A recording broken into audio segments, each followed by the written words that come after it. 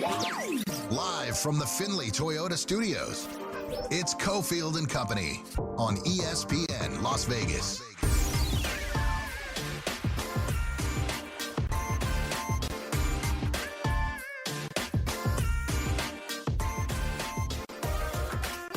All right, here we go. Cofield and Company here on this Tuesday.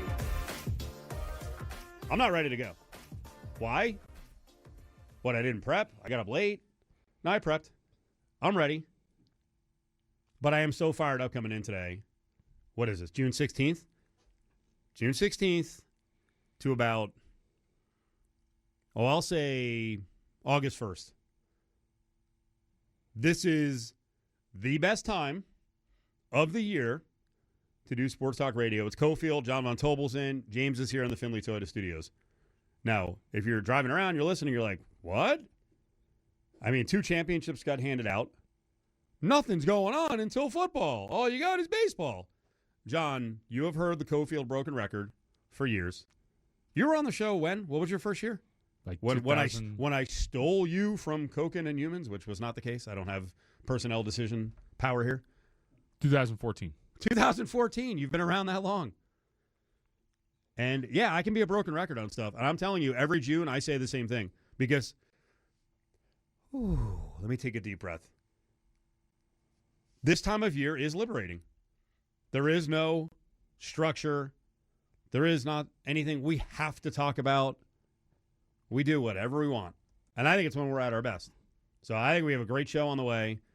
I was driving in, listening to Sports Talk Radio. I may have looked at the phone a couple times when I stopped at lights. I was getting more ideas. Ooh. I walked in. I did something with you that I never do. What's my decorum generally and my mood before shows? Like those last 8 minutes before a show. Silent cantankerousness is generally how it goes. Silence is taken as being cantankerous, but I can be cantankerous if someone walks in the studio and I'm like, it's go time, okay? None of your foolishness. We got to concentrate. The show is ready to start here, and James has seen this already in his short time with the show. This show starts. Like, if you think this is jumping the battery time or let's crank the engine up and warm up, there's no warm up. But I did something I never do. The reason I don't talk during breaks is because I want to be ready when we're on the air. That's why we're here for the listeners and for our sponsors. And I talk your ear off, and you're like, yeah. You weren't even listening because you were prepping. You're like, shut the hell up. That's not entirely true. You just wouldn't let me talk. I was trying to say I did like 9 things. topics like within the 7 minutes. In my defense, I think James would agree that I actually tried to respond to quite a few things, and you just wouldn't stop. So I just was like, all right, I'm just going to back off here. I'm going to be calmer, I think, during the show. I think. Well, this one's up your alley. Not on the rundown, but just came down. Oh, boy. Go woke, get broke.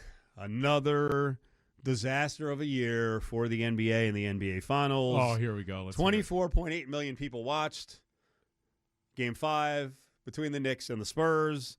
The average audience was 20.8 million, which I don't even think takes into account any of the streaming, which the youngins watch.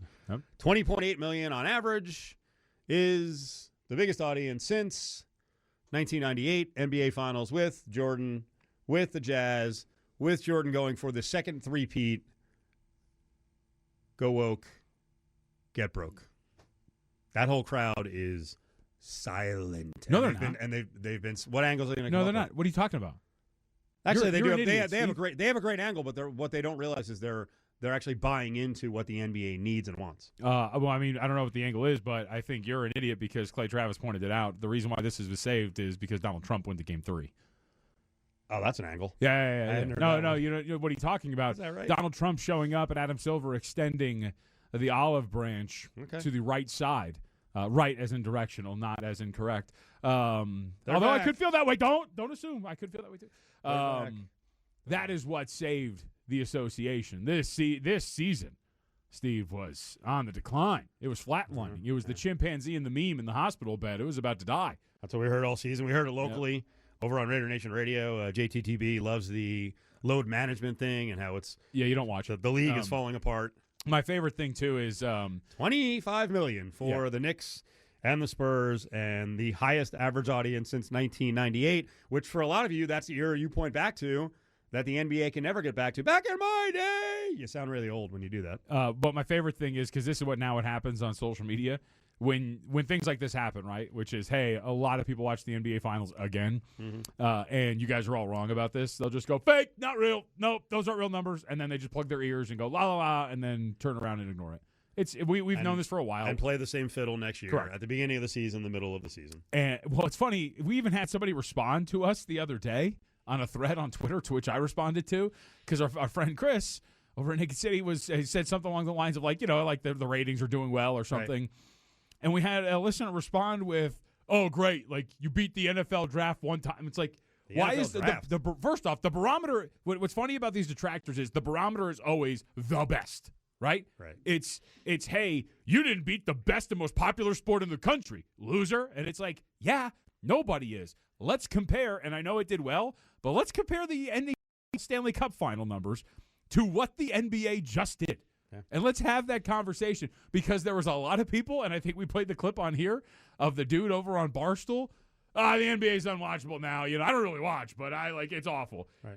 It's crushing hockey. It is. And hockey had a good finals. Yes, and the Knights in Carolina actually shoved it in the face of a lot of the traditional hockey fans who were like, boring, not going to watch. But the NBA, in the end, did roughly 5 times the audience of the NHL. And this is not – see, I'm not here to – that's the weird thing about the NHL. So many of the NHL fans, and a host that I know, we have him on every once in a while, Chris Russell, who's in D.C., he was doing it all throughout the NBA finals about how the hockey playoffs are unbelievable. Greatest sport going. And I know what he's doing because I would argue with him 20 years ago, 25 years ago. It's like, bro, just enjoy your sport. This comparative stuff, who cares? Hockey's doing well. The NBA's doing well. The NBA is the number 3 sport by far in this country, way ahead of Major League Baseball and way ahead of the NHL. College football is bigger than the NBA, and the NFL is unrivaled. Yes. And here's the thing, too. I would like to point this out very much so. I really enjoy hockey. I've watched a ton in the regular season, more so each of the last 2 years. I enjoy the postseason. I am very much in the camp of, hey, both things are good, and I'm going to enjoy and watch both things. We don't have to constantly compare the two, but it's always been thrown out there. And I got to tell you, since we're on this path, the whole, how do I describe this? The lauding of hockey like it is so much better than every sport in terms of character and sportsmanship. I saw somebody tweet out, there's nothing like, and this was a real tweet, there's nothing in sports like the post-Stanley Cup final handshake line. And I'm like, brother, what are we doing? Every single sport shakes hands at the end of their respective games. But there's something like the sportsmanship in the Stanley Cup final when they're shaking hands on the ice afterwards, Steve. There's nothing like it. We don't have to keep doing this. Well, I mean, if we're going to hold up certain sports and their participants as super classy, then let's get to John Tortorella. Because he's not. John Tortorella does whatever he wants. And unfortunately for the Golden Knights, that worked for a while. Now, I think he switched to Carter Hart and stuck with him into the Stanley Cup final at the behest of management. That's what they wanted. Bruce Cassidy was just not that high on Carter Hart, and I think they felt like, hey, he was relying too much on Adin Hill. They needed a change. Well, they told Torts today, as we called for yesterday, Willie and I were on yesterday, and without hesitation, the question is out there, hey, should John Tortorella get another year? The thought was from some people, hey, based on what he did, he deserves another year. We both said, no, he does not. This organization has to be the best, has to have the best. And if that means the best young coaching prospect, if that means you go out, and I'll repeat what I said yesterday, you go out and get the best coaching candidates or someone else's coach, then you do that. But there's no way they could bring back John Tortorella because for all the good he did, there were a couple of warts that were really significant in why the Knights in the end fell short of winning a Stanley Cup. And anything in this city, with this team and with this organization and with Bill Foley, you don't win the Cup, that's a failure. Mm-hmm. That sounds harsh. Hey, based on where they were with 8 games left. Yeah, they were really failing then, based on VGK's expectations and Foley's expectations. They bounced back. They made it. They fell short. Torts fell short. You can't move forward with them. I would agree. I think this is easily the right choice for them to make. And I think what hurts anybody who is pro Tortorella is the mirror image of what happened in this final on the other side or on the other bench. Rod the Bod Brindamore had a goaltender in Freddie Anderson who, through 13 games, was incredible. Was great. 12-1 in the 13 games, turning away almost every single shot, although he wasn't facing that many. And what happened? He got to the Stanley Cup final, and he took a dump. And what did Brindamore do? He said, sorry, dude. I'm paraphrasing. I don't think he actually said this. I have a championship to win. You're done. I need to make a move. And before anyone says, hey, it was an injury, we don't know what the severity of the injury was. Yep. My guess would be that if Carter Hart had some dings and bumps, that Torts would still go with him. Yes. And Brindamore said it in the postgame on SportsCenter. Hey, we had planned before the playoffs on playing two goalies, and Freddie got hot, and Bussy was ready, and we had no hesitation going to him when we needed him. Mm-hmm. Well, and Tortorella did himself no favors, too, with the utter horrific shock when asked when his goaltender had given up a record amount of goals in the first few games of the Stanley Cup, whether or not he was considering to make a change, to which he responded to the media, that's the stupidest question I've ever heard. Jesus Christ. Yeah. Don't lose the, please. Uh-huh. Don't use the Lord's name in vain. Yeah. No, that's another insulting thing Torts does. Of course. But I think that to me, and I'm not in that room, and the media members do something differently. I do wish that guys like him were pushed back more on. Mm-hmm. Why is that a stupid question? Tell me why you won't move off of him. He has given up a record amount of goals. Why are you so strong and steadfast and not even thinking about replacing him in net? And in the final game, when that defense for Carolina is swarming and suffocating and beating the absolute bleep out of the Knights, which they did, maybe Carter Hart and his failures don't loom as large, but there was a reason why you were down 3-2 on your home ice, and Carter Hart was a large part of that. And John Tortorella's decision to stick with him was part of that. And the utter disdain he had for the media to even be questioned at times about things like that, I'm glad he's not there. I think they made the right choice.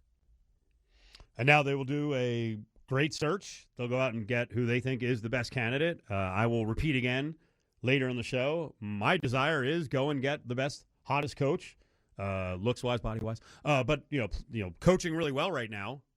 Go make an offer on Rob Brindamore. And I understand that he's under contract. Didn't stop the Knicks. Knicks screwed around with everyone around the NBA. Now, the league and organizations did the right thing, and they were like, whoa, whoa, whoa, whoa.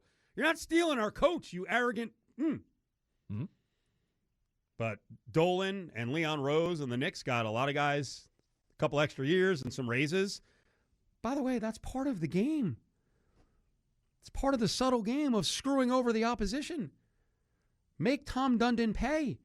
Rod Brindamore makes $2 million a year. Cassidy's at $4.5 million to sit out. He makes nothing.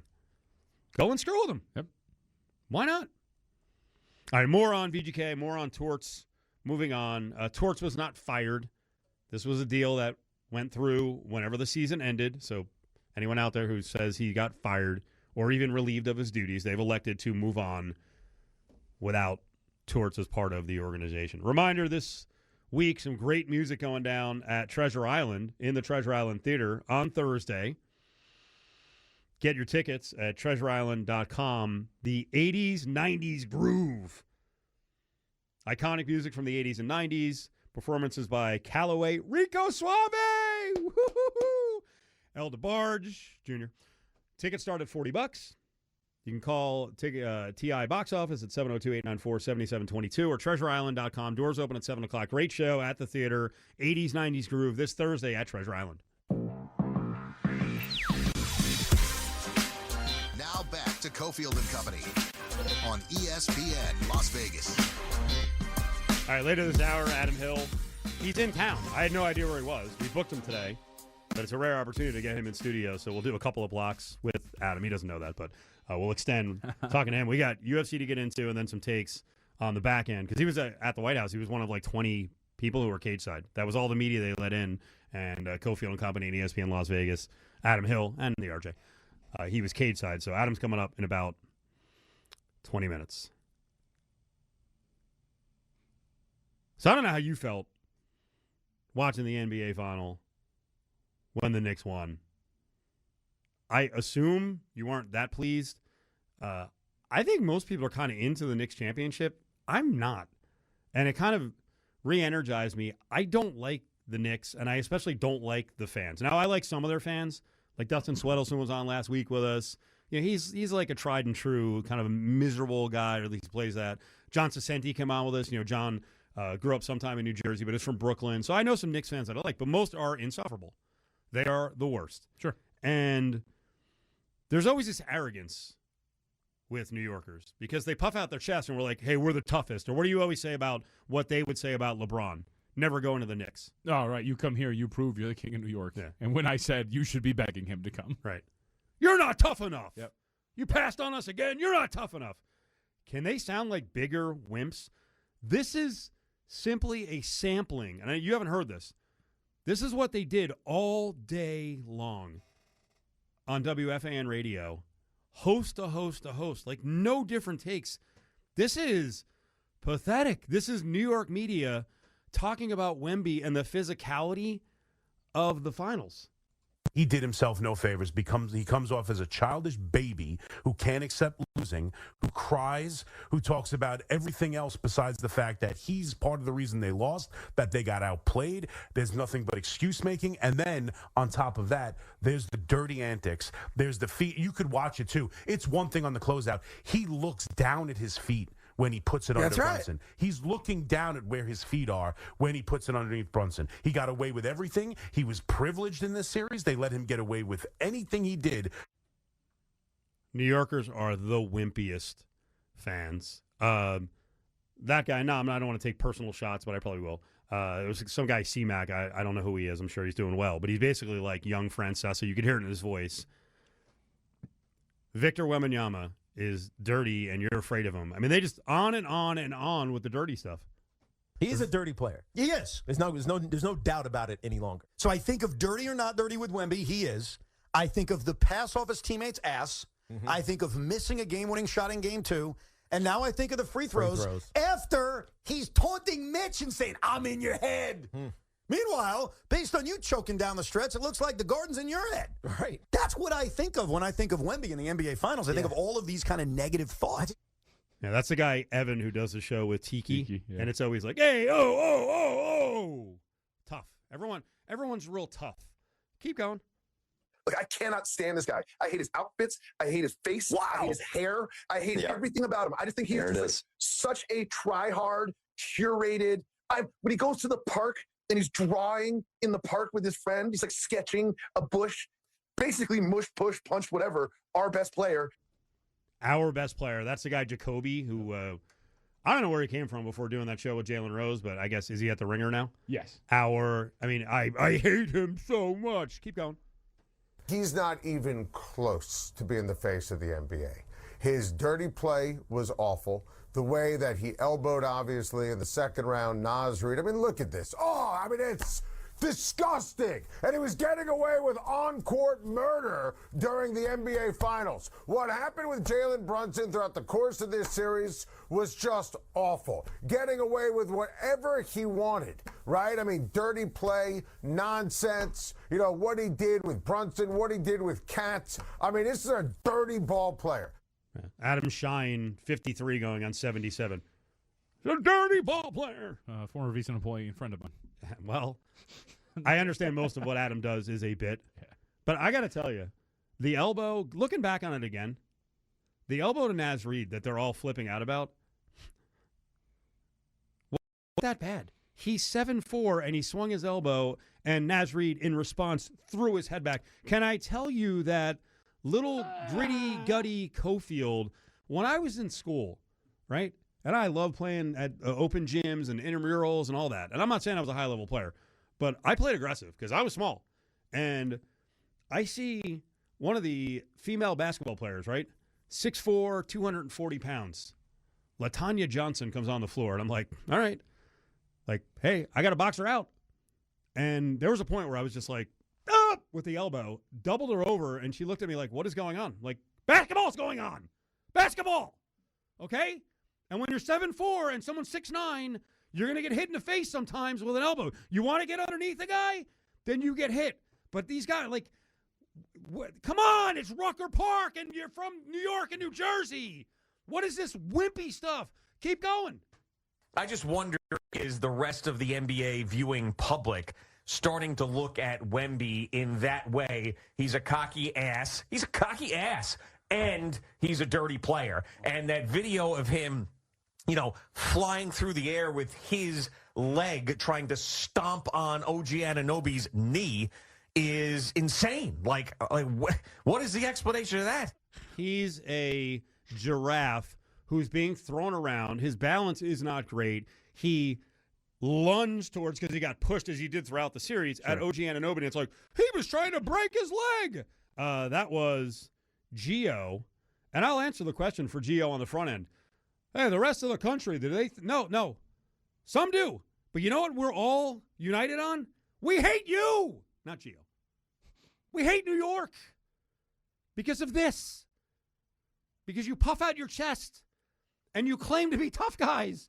And you're anything but. And I understand a lot of this is a bit. My vitriol is not a bit. I don't like you. I don't like the wimpiness. Sure. By the way, I also come from the area. And yeah, my impressive basketball story is elbowing some 19-year-old female player in the gut. But trust me, basketball is a tough sport. And you got to survive. And when you're 7'4" and you weigh 150 pounds, does the guy every once in a while get a little bit dirty? Yeah. Can I tell you, if he never responded and got thrown around like a rag doll like he did for much of the series, you'd have a problem with that too. So, hey, bow up, puff your chest out. Your team won. The little helpless Jalen Brunson, who, by the way, is anything but helpless, somehow survived the ruffians. I mean, it's the same take from every person. Come up with something different. Actually talk to some basketball players. Have someone on the staff who's played hoops at some level. And I'm not saying I have. But my God. This pearl clutching. Enough. You won. I think you're wrong on one thing. Victor Wembanyama completely and utterly wanted to elbow Nasrid in the head.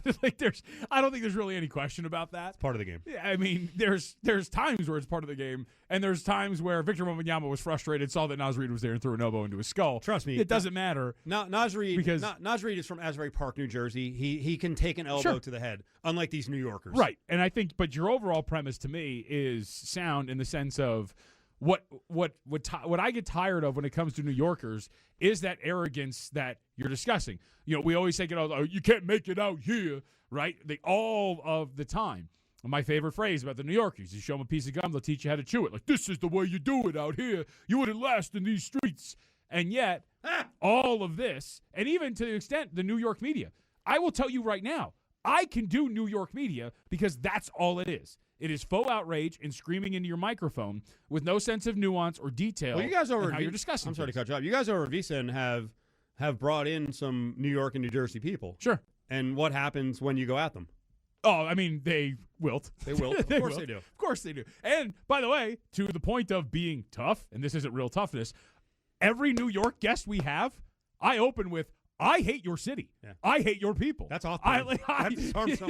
I think you guys suck. And I think you're all arrogant, and I would never last being there, not because I couldn't handle the pressure, but because I would want to jump off the tallest building in the city because I can't handle all of you people and your personalities. That is where it's at. But I'm with you. The fake arrogance, the tough guy shtick, it is completely fake, and it shows itself every time something like this happens. It's Cofield and Company on ESPN Las Vegas. All right, the full takedown of New York, their fans, and especially their media, all the softies going after Wemby. It's unlikable. He's an ass. He's dirty. Toughen up, Buttercup. By the way, do you think any of the voices we just heard will be amongst the masses in the Canyon of Heroes at that parade tomorrow or Thursday? You think any of them would dare go out there? No. No way. It's not going to happen. No shot. So over the weekend, you were most intrigued by John Von Tobel's here at Cofield, just starting off the dead zone of sports talk radio. And we're not going to get to everything today, and that's every day for the next 6 weeks. Over the weekend, you were most excited about watching the NBA Finals, watching the Stanley Cup Final, watching the World Cup or watching UFC White House? Ooh, if I'm answering honestly, Stanley Cup final might be up there, but watching, especially as we got closer to the day and hearing reports about the potential win and all that stuff, seeing the spectacle that was going to be the UFC Freedom 250 on our Lord and Savior's birthday, I was very excited for. Our Lord and Savior's. I have to say there was a certain guilty pleasure about watching. I don't have Paramount Plus, and I actually paid for it. Now, I can't cancel it quickly enough, but I was all in. I wanted to see it. I still like fights. Yeah. I love fights. I like the kits, the gloves, the red, white, and blue, and the theme and everything. Watching them walk out of the watching them walk out of the Oval Office. Think about all the historic things that happened in that office. Like wars were ended and began. All sorts of things that have shaped the history of humanity. You know what? And Sean O'Malley's barefoot just walking through it on his way to a fight. It's so ridiculous. It's the people's house. It's true. The people like fighting. In the end, as Dana White often says, if you put 3 major sports on 4 different corners and the 4th corner has a fight, a UFC fight, most people are going to watch the fight. People love fighting. It's true. The White House is a perfect spot, especially in this era. All we do is fight with each other. You think when they hung Abraham Lincoln's portrait, that they thought they would be overlooking? Hey, you know what? Derek Lewis sauntering through shirtless with his gut hanging out. Back in the day, Abe Lincoln against Stephen Douglas, big height advantage, big reach advantage. Yeah. If those guys had scrapped, Lincoln wins. Give me the odds on Lincoln or Stephen Douglas. Let's go. Well, there are a lot of people who were mad about the event. They were mad going in, and then they really got mad at Josh Hokett and his comment about Michelle Obama. And then they got even more mad when Dana White uttered something about what the event did. Here's a guy who's up on TikTok, pretty big personality now, in David Pacman. America has hit rock bottom. I do not believe that in sum total I've ever seen a more embarrassing and pathetic 24 hours for the United States. After the whole thing, they go to Dana White, the president of UFC, who has I don't even think I would call it audacity. He seems to have a total lack of awareness and wherewithal. And they tune into the next one because International Fight Week is going to be fun too. So hopefully we created some unity in the country and in the world and brought in some new fans. Oh, folks, they're seeing this and just laughing hysterically at us around the world. Too much? Too much? That they're laughing? That the world is laughing at us?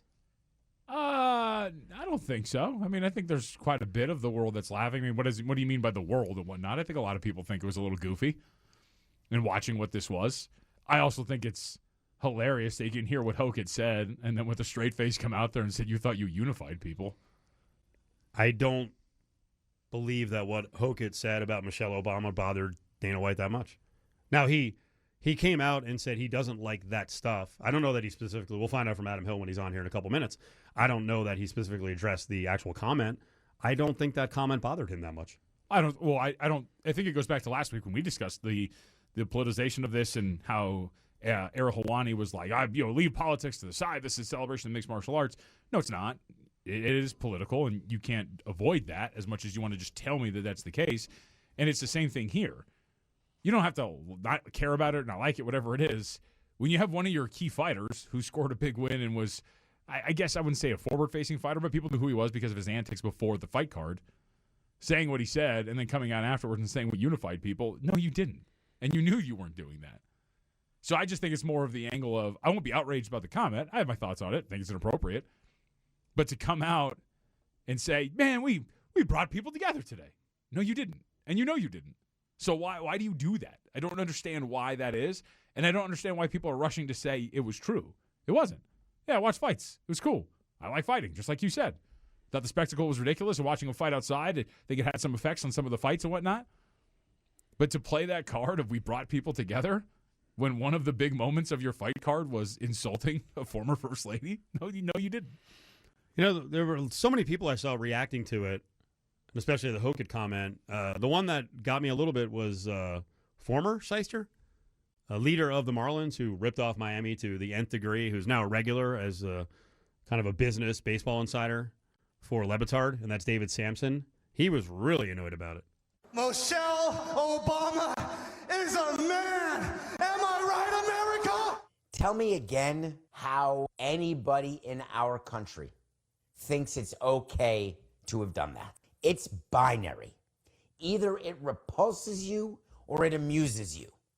Your choice. Dana White said after the event, hopefully we created some unity in the country and in the world and brought in some new fans. I hope that's what we walk away with tonight. delusional Dana, you did not create unity in the country. You definitely did not create unity in the world. He's right. There's really no question about it.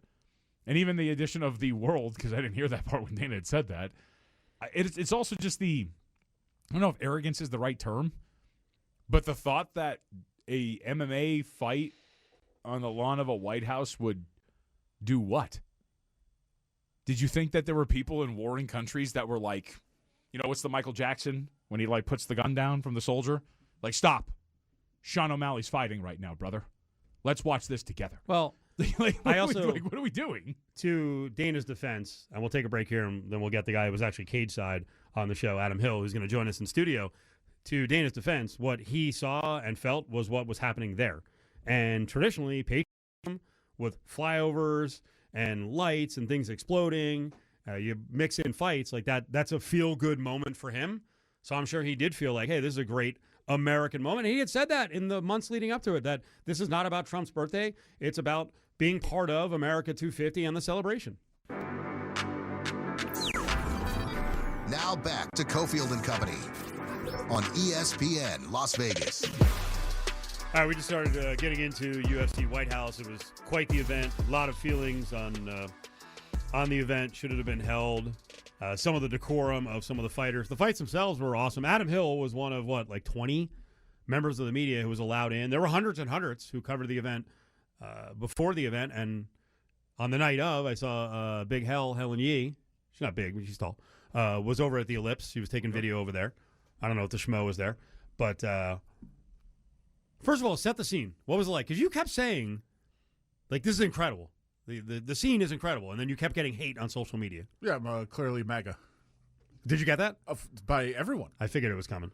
Crazy. I pointed out to you last week, people are like, you clearly know nothing about mechanical engineering or building, and I started laughing. I'm like, you're right, he doesn't.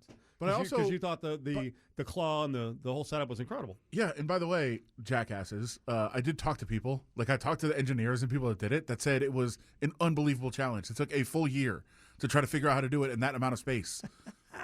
So it's easy. It is kind of an impressive marvel of technology and construction and logistics that it came together. It was, I think, all of the things that you guys are saying. I see people going back and forth of somebody will say, "Oh, that was incredible." No, it was gross. It was incredible. It was gross. Yes. It was both. Yeah, it could be both. It's both. Gross that it happened. It shouldn't have happened. It should have never happened. But it also was incredible. The fights were awesome. The setting was awesome. The walkouts. I mean, I know JVT was making fun of it a little bit. It is ridiculous, especially I know they found a way around it. The saluting of the fighters as they came out. No, they were saluting the military members that were escorting the fighters. It certainly looked like they were saluting the fighters. That's gross. But Justin Gaethje, if you haven't seen his walkout, go watch his walkout again if you haven't watched it out there. Even no matter how you feel about this, he's standing in the Oval Office reading a framed copy of the Declaration of Independence as his walkout music starts, and then he turns around and goes and walks in. That's unbelievable. And it was cool, for me who has been around the sport for a long time, to think of where it was when I started covering it and to think of where it is now. It's unbelievable. Still, shouldn't have happened. I'm very fortunate and happy and all those things that I went there. It's a memory forever. All of those things are true. Doesn't mean that it should be okay. And it's not okay. Is it the most memorable event, sports-wise, that you've ever been to? Well, I've been to Super Bowls, but that's every year. I mean, those are cool, but they're every year. This will never happen again. Surreal. Yes. I don't know everything you've covered, but the only thing I could think of, because you had a real personal connection to this one, was the opening of sports in an indoor event. That Jacksonville event during COVID was a bizarre event. Sure. With what was going on in the country and the world. Yeah. But I'm not saying that it's comparable. Doesn't compare to this. Super Bowl, I don't even think compares to this. So there's a lot of stories around this UFC event. And again, Adam Hill from Cofield and Company from ESPN Las Vegas, from the RJ, was one of less than 24 media people who were there. You were cage side? They had seating for you guys, or like on the periphery? We were like the top row. But it was a very small venue. But yeah, I was inside. I will say, to find out, like, when we say there was, I think, 500 some credentialed media members. As you said, most were on the ellipse. I think there was 20 seats for media. I was the only one writing.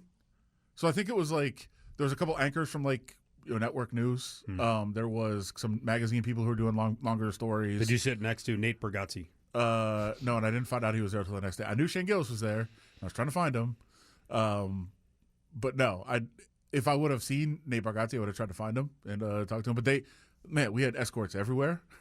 Like, you are not going out there. Yeah. You're not going to sneak to a secret part of the White House. If you had to go to like the restroom, you had to go tell somebody. Huh? I did, and I will say, like, it. There was for me, and I'm just stating what happened. I think I wrote 5 stories during the event. I never even really watched it. I mean, I would check out, like, when the fights were happening, I would go look up, but in between, I wasn't getting a sense of everything, just because I was just churning stuff out and trying to find who was there. It's like I wrote my story of like what celebrities I saw. Max Crosby was obviously the one I was looking for the most and saw him, but like, so I'm like, oh, who's here? And I was like, oh, there's the president of Poland. There's like, those kind of things, which were, it's crazy. By the way, maybe the most fascinating part of the night to me, Zuckerberg and the Winklevoss twins were like right near each other, not talking. Clearly, I don't think they like each other, but they were in the same area. I don't know who's responsible for that. Probably shouldn't have happened. Maybe they were going to fight at some point next. But it was to be in that, which there's a lot of soldiers, military people, and then it's just everybody else is celebrities or world leaders. Mm-hmm. It was so weird, but also like the walkout songs. Some of them were played. I wish they would have played all of them. The Marine Band, United States Marine Band that plays in there, who did a great job of like learning some of the songs for the fighters to play their walkout. But then they didn't learn, like, Zahabi walked out to Drake. I was like, can you guys learn to play some Drake? They did learn Lupe. Played some Lupe Fiasco for Sean O'Malley. That was cool. Right, yeah. But, like, those kind of things were just, like, what is happening right now? Like, what is happening? It's crazy. So, with you being out there and seeing the imagery and whatnot, we've talked a lot about the politicization of this. Yeah. And those that were making the case that it was not political. Can you make the argument that it was not? No. Well, I mean, it's at the White House. It's going to be. Now, I obviously have views, like everybody does. Not to get into them. They were not what I was accused of having. The views I was accused of having, not true. So, I mean, I was looking for it, and I saw it. I would say if you would have got rid of a couple of moments, obviously the Hoka thing, whatever, that was horrifically disgusting. If you would have got rid of the walkout with Trump and Dana, I think it would have been a much better case for not being political. Like, Trump and Dana walked out together for the fights. Come on. If you like, that's that right away is already going to be, it's political. But I think they did a pretty decent job in between. Like, I couldn't focus on they were telling the story of America with the vignettes in between the fights. Couldn't really focus on them, but it didn't seem like it was, and then Trump saved the world. Like, it didn't seem like it was that. Yeah. I think they did a pretty good job of, like, keeping that. And, like, the military stuff is military stuff. Like, it's patriotic. It's fine. I thought the walkout with Trump and Dana was a little bit too much if you're going to say it's not political. Okay, let's talk about the pageantry of the event, because I thought it was a big spectacle, and I feel like the UFC has gone away from that the last couple of years. Yeah. Being more corporate and not really having to go over the top. I saw that Conor McGregor was on with Ariel Helwani, who, by the way, is not going to come on with us anytime soon. He's mad at me because Steve Kim and I had talked about that Rousey Carano card. So he texted me and he had some complaints, and I said, "Come on." He's like, "No." I'm like, "Okay." But McGregor actually said they need to be doing events like this, like have live music at every event. Does he have a case that some of the zest in the events, the over-the-top nature of the fight game that they were really good at has disappeared? Maybe, but here's the thing. Like, if they did, obviously they can't do the White House every show. But you just made me think of it with Conor. Like, Conor fought and fought and fought to get Sinead O'Connor to play him out one event. I think it was the Chad Mendes fight. It was the Mendes fight. And it was insanely cool. It's one of the, like, I watch it back and I start leaking. It was, I even talk about it. It was incredible because the song was such a good song, too. It was such an emotional, like, Irish anthem type song. That was unreal, and now she's dead. Insanely cool. Not to rain on the parade, but that's another part of it. Now she's gone. But it was insanely cool to be a part of that. Yeah. And if they did every card, I don't know that it would. Don't have to do every card, but you get the point. But they don't. But what I'm saying is, when you do it once every couple of years, it is unbelievably special. Now, would it be if they did it once a year, twice a year? I don't know. Maybe. I'm not sure what the answer to that is, but I know that because it was like that one time, it was more special than it would have been otherwise. Well, also, UFC events just used to be more spectacles in the sense of they were a little bit more rare. Now we have a fight card every single weekend, right? It's fight night. It's, then a numbered card, and then whatever it is. I think that's part of also why we've taken away from it. I'm not going to go down the path of it's watered down, but in terms of the specialness of the events, like the numbered cards were obviously huge, and then you had fewer events in between them. Yeah, and also, like, they're, by the nature of their deal, like, they're disincentivized to have stars. Yep. Right, so, like, you're making the same amount for every fight no matter what. So why do you even care? I mean, for gate, you do get more money for the tickets and that sort of thing, but I mean, really, in the end, the more money you pay for somebody, you're just taking out of the profit you've already made. Keep in mind, McGregor's coming back. He's going to get a giant payday. He's the next big event, and he goes on the show today, not our show, but a show, Hawani's show, and he also pointed out, like, they didn't do a very good job of capitalizing on the event and the audience to build fighters. Like, they didn't do enough on the fighters. And I thought of you immediately in what you say all the time, that they are kind of de-incentivized in having stars. But they need stars. You have to have stars in the fight game. Do you?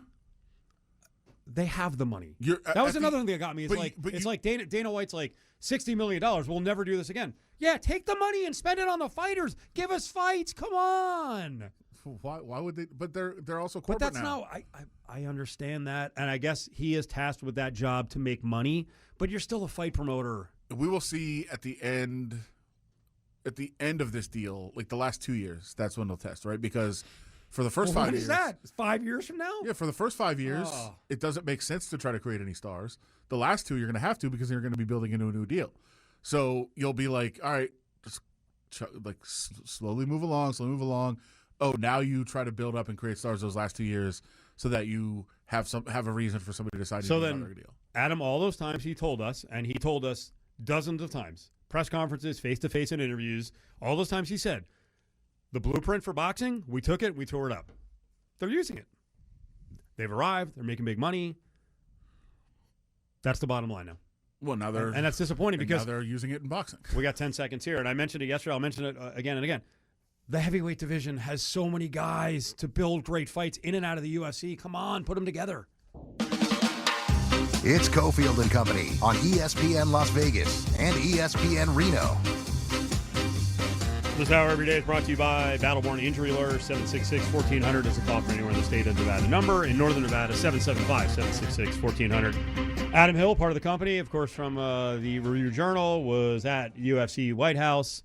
Was one of about 20 media members who were actually in there, was sitting in the arena. John Von Tobel is here. It's Cofield. John, I'm very much monopolizing the questions. So what did you want to get to? I don't know if you want to talk about the fights, more of the stuff around the fights, some of the controversy.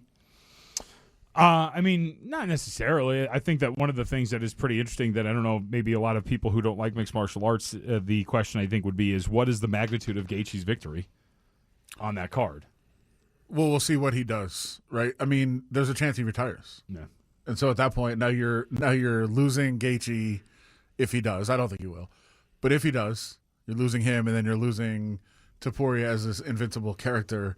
So it probably ends up actually being a net negative from that standpoint. But if Gaethje does fight again, and especially if, I know Topuria today said he wants a rematch, which rematch would do huge numbers. He's got to build himself back up. Topuria would destroy him in the rematch. So I mean, I don't know. I saw the odds at like minus 240. Are you sure? Yeah. Yeah. He's so much smaller though. I know, but he's a better fighter. Yeah, he didn't fight a smart fight. And as I think credit to Connor for his fight analysis on it too. He said when Gaethje is good, he is elite. Mm-hmm. But he's usually bad. so he's talking about the unpredictable nature of Gaethje. He's like Gaethje had his night. Yeah. And, will he next time? Probably not. Again, to go into business of the fight game, and this is all sports, Gaethje has like max marketability right now. If he hasn't made big money, he needs to for the next couple of fights. He just launched a golf apparel company, so hopefully he can take advantage of that. I mean, what do you think? Do we know what he made for this fight? No, but I mean, shouldn't he be making a minimum of like $5 million for the next fight? He just won at the White House. He destroyed, arguably the pound for pound king. Destroyed him. Think he'll get pay-per-view points for the next one? Well, there's no pay-per-view. That's Yeah. That's where the money. But he could also walk, and then the sad thing is, what would happen if he walks? They just move on. Yeah, just move on. That's what is driving me nuts of late. Yeah, good. Not for us. I mean, the company will say, "Good, go find it elsewhere." Can you talk about Josh Hokett? Yeah. Without getting inundated by his comments about Michelle Obama? No. It's part of it. Right? I mean, it is part of it, and I don't understand the bit because he is a legit fighter. He's a good prospect. Point. If people don't know in the audience, now we're on Reno. He's a former Mountain West Conference football player. He was a walk-on at Fresno State. He was an elite wrestler. Played fullback. He was a jack of all trades. Like he's kind of what I've always looked at around the heavyweight division. Like if football players get involved, like a guy with almost no experience, this is how good they can be. But an elite wrestler who was a good football player who, by the way, had, I think, 3 seasons of preseason NFL, didn't make a team, but has been in camps for 3 years. An elite athlete who should just go be himself and win fights. Wouldn't stop with this nonsense. It was so dumb. It's not just what he did after the fight, which is repulsive and disgusting and gross. He also did it at I very rarely have a reaction when I'm actually covering something. I don't know how many people watch the press conference. Yeah. Sitting in front of the Lincoln Memorial, literally said, "Oh, would you shut the blank up?" Like, I don't have a microphone or anything, but I said it out loud. Like, I could not take it anymore. He was playing a character, and he interrupted every single question. It was absolutely ridiculous. And by the way, with all the talk of, the White House and should you do it there, I actually thought the press conference at the Lincoln Memorial, which was, again, insanely cool, also was gross. Like, that to me was almost worse.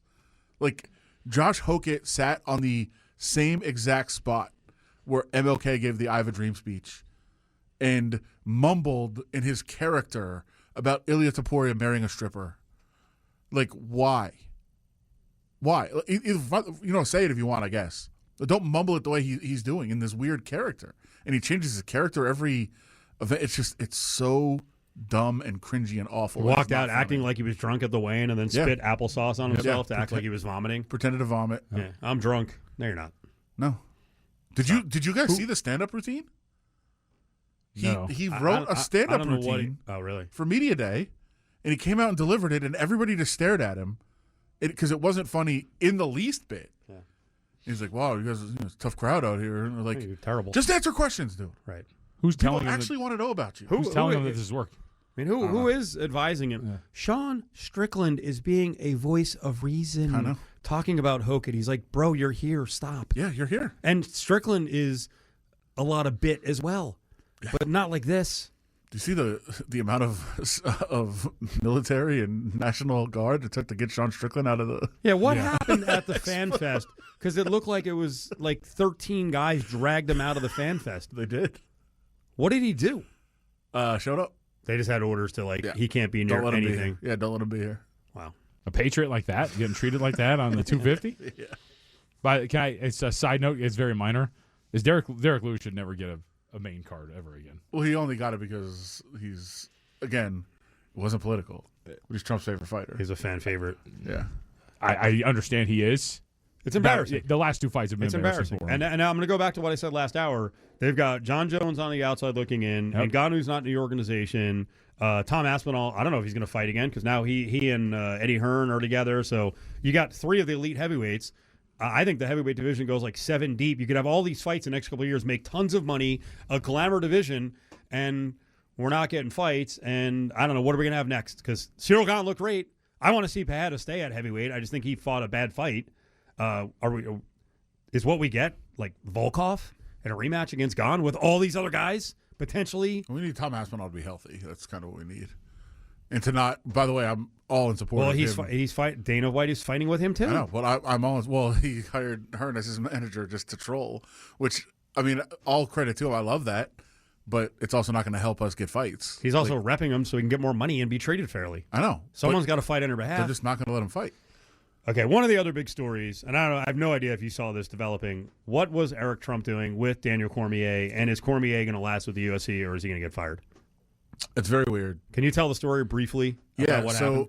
Daniel Cormier's account, just before the fights, tweeted out screenshots allegedly from Eric Trump asking for inside information on the fights, and then asking who's injured, and then asking, are these fixed, or is there any fight? Are there any rigged fights? Eric Trump. Cormier tweeted it right before the event, and then deleted it very quickly. But it was screenshotted, it was captured, people had it up there. Daniel Cormier tweeted out shortly after, are people really this dumb? Like, do you really believe that that's something that happened? Like, you did tweet it. Now, did somebody tweet it from his account? Possibly. Did he really tweet it? I will say the words, like when you read it, usually when you read a tweet, you read it in somebody's voice. Like, I've known Daniel Cormier for 15 years. That's not how he talks. Like, I don't think... The DMs or the tweet? The actual tweet. Okay. So he got hacked, or he has a rep that didn't think it through? Yeah. Or does he have a rep who runs his Twitter account and came up with fake Eric Trump? Or somebody hacked it and posted it. I mean, I think now it was down, at least as of like yesterday. The account was down completely. Can I read, for our audience, can I read the tweet? I'm probably going to get a lot of flack for bringing this to light. However, first of all, he's never said the word flack. However, I refuse to stay silent. The UFC is a sport that I am deeply passionate about. I will not tolerate this type of insider behavior. Shame on anyone trying to ruin this beautiful event. That's not how he talks. So, like, I also don't think he's dumb enough to jeopardize his job and not. He would go to someone and go, "Hey, just so you know, I got this." Yeah, of course. So, do I think Daniel Cormier actually posted that? No, I don't. But I don't know who did. I don't know if the screenshots are even real or those AI generated. Do you think the DMs sound like him? Not really. Okay. But, I mean, those are short, right? So it's a little bit different. When somebody has, like, a full statement like that, it's easier to say, like, no, that's not him. Yeah. In the DMs, it's like, what are you getting at here? Right. Which, I mean, who knows? It's real short answers. But it's, look, as I wrote this yesterday, and I don't even know if we posted it, what I wrote was, if this is true, it's one of the biggest scandals in sports and politics history. If it's not, it's just another, AI, like, got us all. Right. But who knows the truth? Now, Daniel Cormier said absolutely not. Eric Trump said never sent those messages. So we'll never really get the answer, I guess, unless Daniel Cormier comes out and says something at some point. But it would seem like it's probably not true. But it's up for interpretation. The posts were coming from his account. That happened. Now, how they got there, that's up for debate. I would expect Kash Patel to be all over this. Ran into him. So the part I think you guys when you were saying like the scene or whatever, we had to wait in the press briefing room. So what you've seen on TV for all these years of like a president standing there or like a press secretary standing there answering questions with everybody firing questions, that was our waiting area.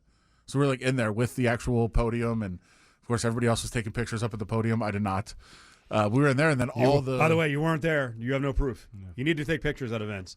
That was a whole thing. I saw Ryan McKinnell getting a bunch of guff for. He says he covered over 100 events, and someone was like, "Send a picture with you at an event." And I thought to myself, I'm like, I don't have one picture, and I covered like 130 in person. I don't think I ever took a picture like a selfie. I will say when we were in the cage on Thursday. At the White House. Thursday morning was the day we got to actually tour everything. Yeah. And one of our good friends in the media a real friend of mine outside of the MMA world for a long time was like, hey, you got to get one picture. Me and you need to take a picture together. Right. Like, this is never going to happen again. And I was like, I'm not doing it. I refuse. Yeah. I can't do it. So, I mean, he wanted to. I was like, I'm not going to do it. But, yeah, we were in there the whole day. But, yeah, everybody's walking by. So, like, on their way in, they were walking into the birthday party before the fights. It was like, I don't know, somebody. J.D. Vance, Kash Patel, Sean Miller. poor Sean Miller getting Stephen Miller. Just everybody, like, just walking right by us. And I was like, oh, wow, this is interesting. Why was Tyson Fury there? He's doing some sort of business with Dana in Turkey. Now, nobody was saying for sure that he signed with Zuffa. By the way, Tyson Fury, bigger story, banned from entering the U.S. until Sunday. Except the District of Columbia? Well, apparently somebody there must have signed off on him getting into the U.S. He's banned from the country. Why is he banned from the country? His association with the Irish mob. Oh, it's not that big a deal. Well, it's been 5 years. I think 5 years. Banned from the country, but he's there. So what's going to happen? His association with TKO, potentially Dana White, Turki Al-Sheikh is what? They're co-promoters. We'll find out. Turki Al-Sheikh's putting up all the money. I think so. I don't think he's officially signed with Zuffa, but he's part of it somehow. Yeah. So it kind of goes back to my point about the heavyweight and economics, heavyweight division in UFC, where John Jones should get to decide if he wants to fight, but you got to pay him. But they're going to come up with $150 million for Fury and Joshua in fight salary. Sure. Okay. But the goal there is different, right? It's what they did. It's what they did in the UFC before. Now they've got control of it. Now it's spend all the money in boxing, push everybody else out, and then drop the fighter salaries. Mm-hmm. Like, that's the plan. Got 30 seconds left. What did we miss? Well, I was going to ask about the humidity and how it actually impacted the fights. They actually got super lucky. Yeah. It was really, really humid all day, all week. Yeah. And then they got the storm. And Dana talked about it afterwards, but we were watching the radar all day. We had like a radar up in the room where we were in. And it was just like, they have no chance, they have no chance, they have no chance. And then the storm split in two. And went to Northern Virginia to Maryland. And then because the moisture kind of was in the air, cooled off and got less humid. Adam Hill, make sure you go to the RJ, lvrj.com. Follow him on Twitter at Adam Hill, LVRJ, for all the stories and more stories coming from UFC White House. Thank you, Adam. It's Cofield and Company on ESPN Las Vegas and ESPN Reno.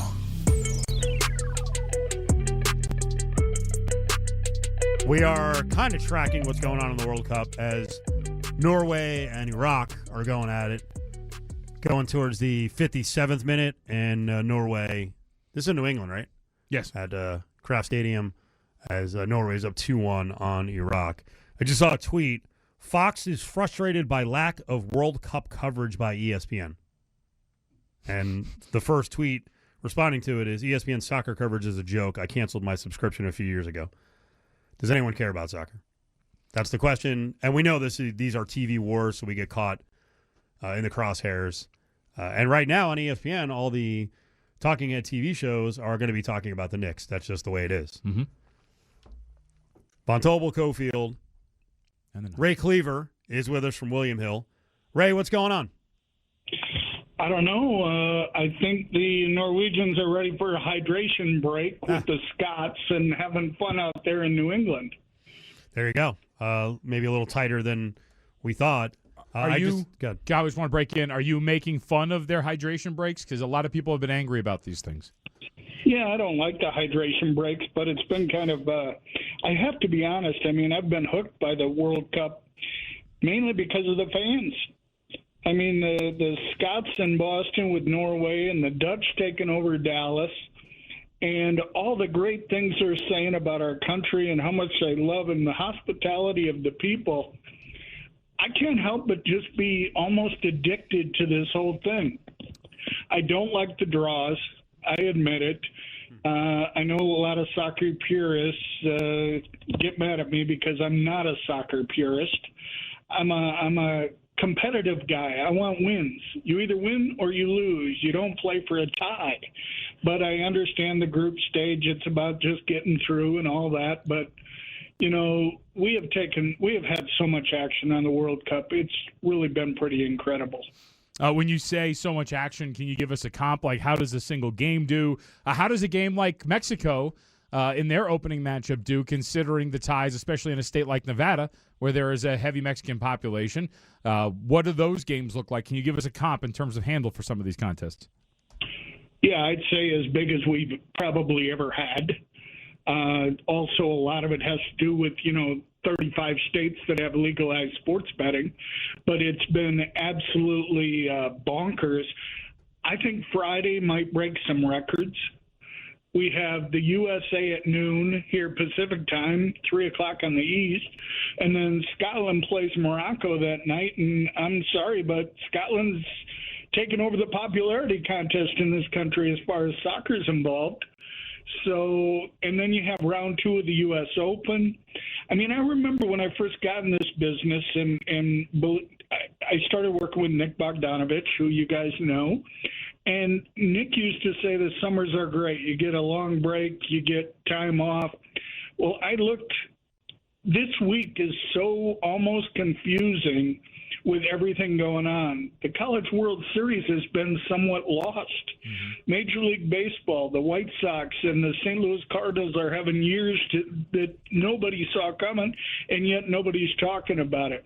You had the UFC, Freedom 250. We just have so much. And then you have maybe the best pitching outing that we have seen in the last, 30 years, maybe longer. In Jacob Mezorowski last Friday night, throwing a one-hitter facing the minimum with 15 strikeouts, and everybody's forgotten it. I've never seen any time that I've been in this business where there's so many sports all at once.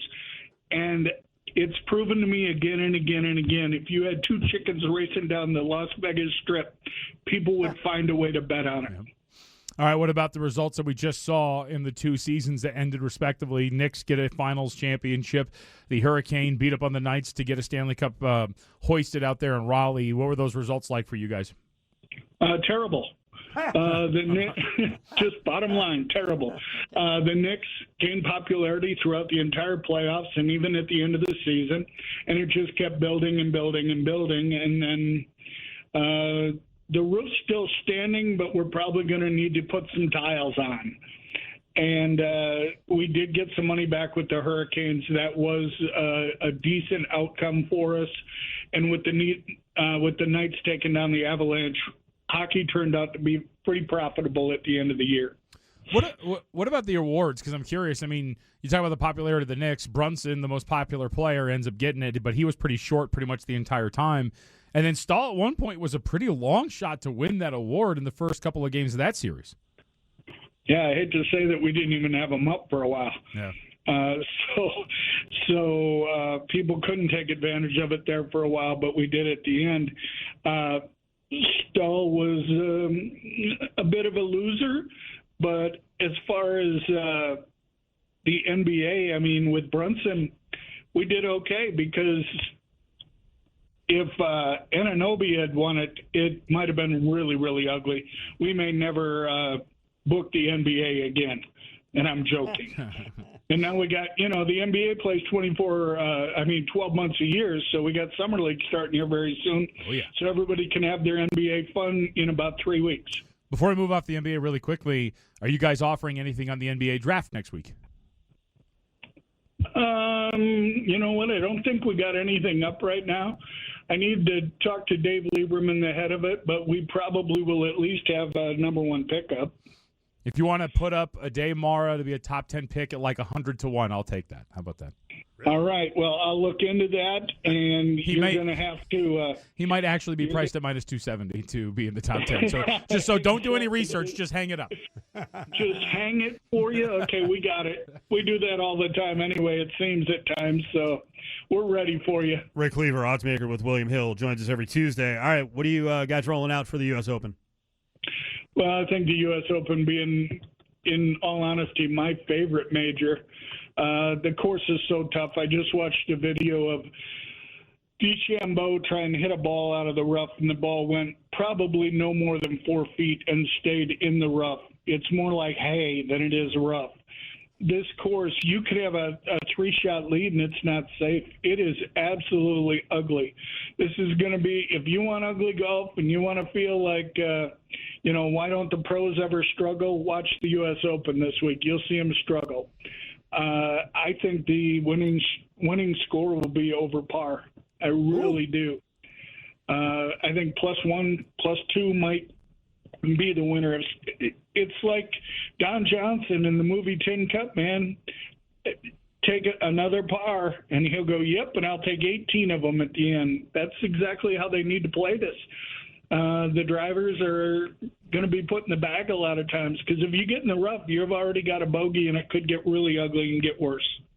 We have about everything you could bet on, from top 20, top 30, top 40.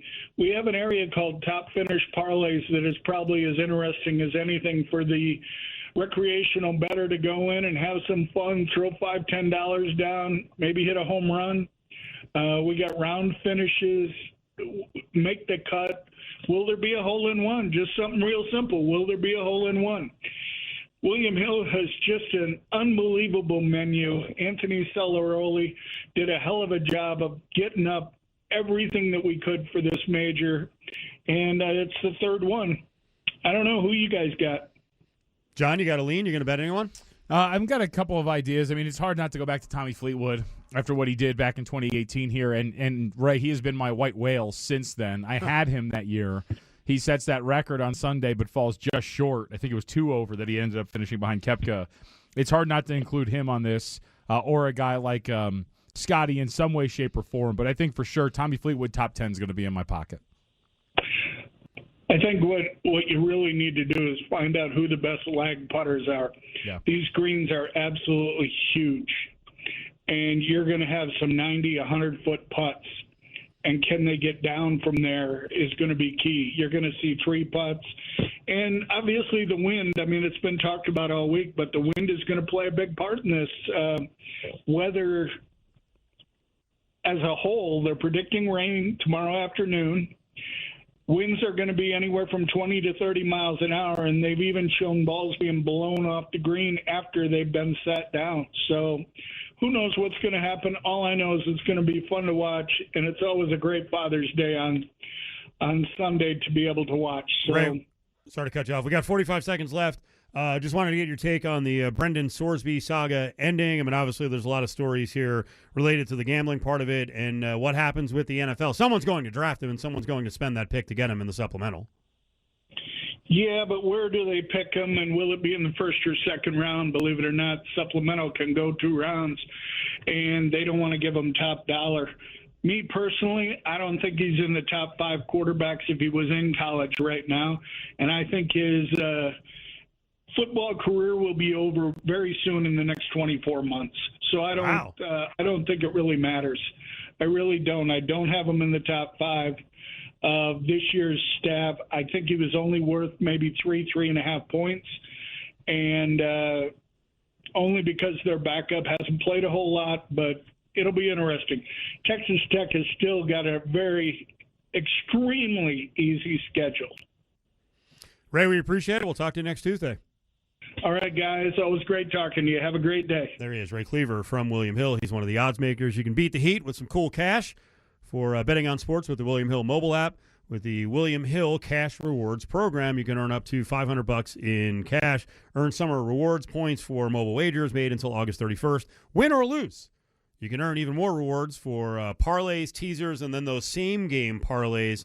Sign up for the William Hill mobile app today and just opt in to enroll in summer rewards. For more information, williamhill.us. Do you agree that Texas Tech is just going to mostly be fine without Sorsby? I think Ray's a little too down on Sorsby and his abilities. I think they're going to be fine. I think they can still win the Big 12. All right, more on Sorsby, more on the supplemental draft. If you didn't see the story yesterday, he has bailed. Team Sorsby said that's enough. Man, I'm disappointed. What a freaking bummer. I wanted the fight. It's Cofield and Company on ESPN Las Vegas and ESPN Reno. We just talked to Ray Kluever from William Hill. He thinks that Brendan Sorsby will be out of football, at least the NFL, inside of 2 years. I think he's going to be a good quarterback in the National Football League. I'm not saying this about Ray, but I'm an adult, and I understand that gambling is part of society now. And while this kid got a little bit crazy, I don't know if he's a gambling addict. He was playing a lot of volume. The bets were small. That wouldn't dissuade me. If I do a good background check on him and interview the kid, then of course I'm going to spend some kind of supplemental pick on him, especially if I'm an organization that does not have a quarterback of the future. If you're telling me that, listen, if it's a first-round pick, I mean, that's a heavy price. Second, maybe I'm out of that. But a third or fourth-round pick, there's some organizations that are dreadful in the quarterback room. You have to roll the dice, especially if you've got extra picks. To your point about that and being an adult, look at a team that actually could use a quarterback in Cleveland.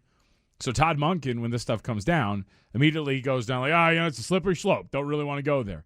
Andrew Berry, an adult, their general manager, is asked pretty much the same question, and he threw water on Monken's comments. He's like, yeah, look, we want to make sure he's a good kid. We want to do the process.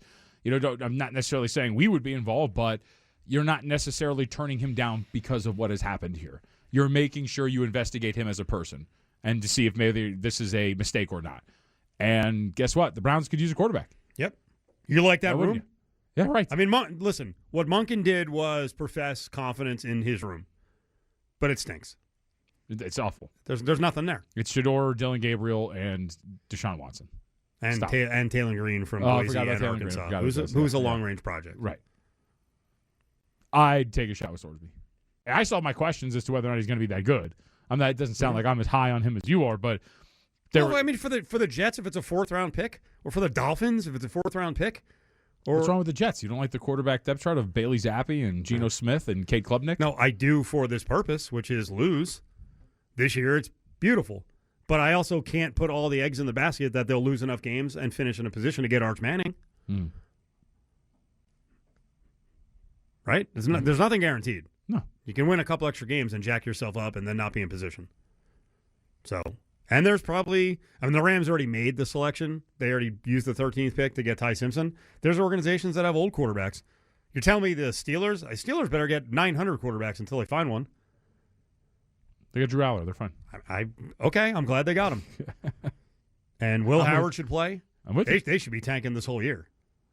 Oh, you and I are in agreement on this. I don't know what they're doing. I'm with you, though, in the sense of, and I think he'll be selected maybe a little bit later. But the pearl clutching on the gambling stuff, cut it out. Oh, dude, come on. With some of these slippery slope. I watched Rashee Rice run out of prison the other day to avoid cameras. Hey, what was that? Right. Walk out like an adult and answer a couple of questions. That barely made a headline, and yet you'll see all of these think pieces about, Brendan Sorsby. I don't know about this. They're going to welcome back the Chiefs. Yes. Rashee Rice with open arms, multiple-time offender. Remember, after he was suspended the last time around, these idiots are on the field with T-shirts like free Rashi or something. Free 4, whatever his number is. Free Rashi. Free what? He did it to himself. He's driving like a lunatic. That lady got in the way. Yeah. That, by the way, that's the NFL. Yeah. They have lots of discipline. If they view someone as talented enough, especially at that position, they're not going to pass on them. I mean, not to go back to it, but like Todd Monken, you have Deshaun Watson on your roster. Shut up.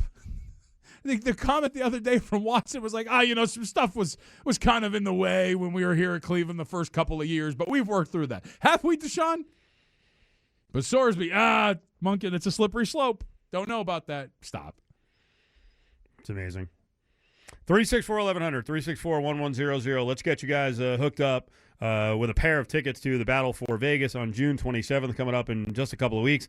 Charity softball game hosted at LV Ballpark. It's Team VGK against Team Raiders. It's Riley Smith, and the captain on the other side is Brock Bowers. Let me see if I have that roster.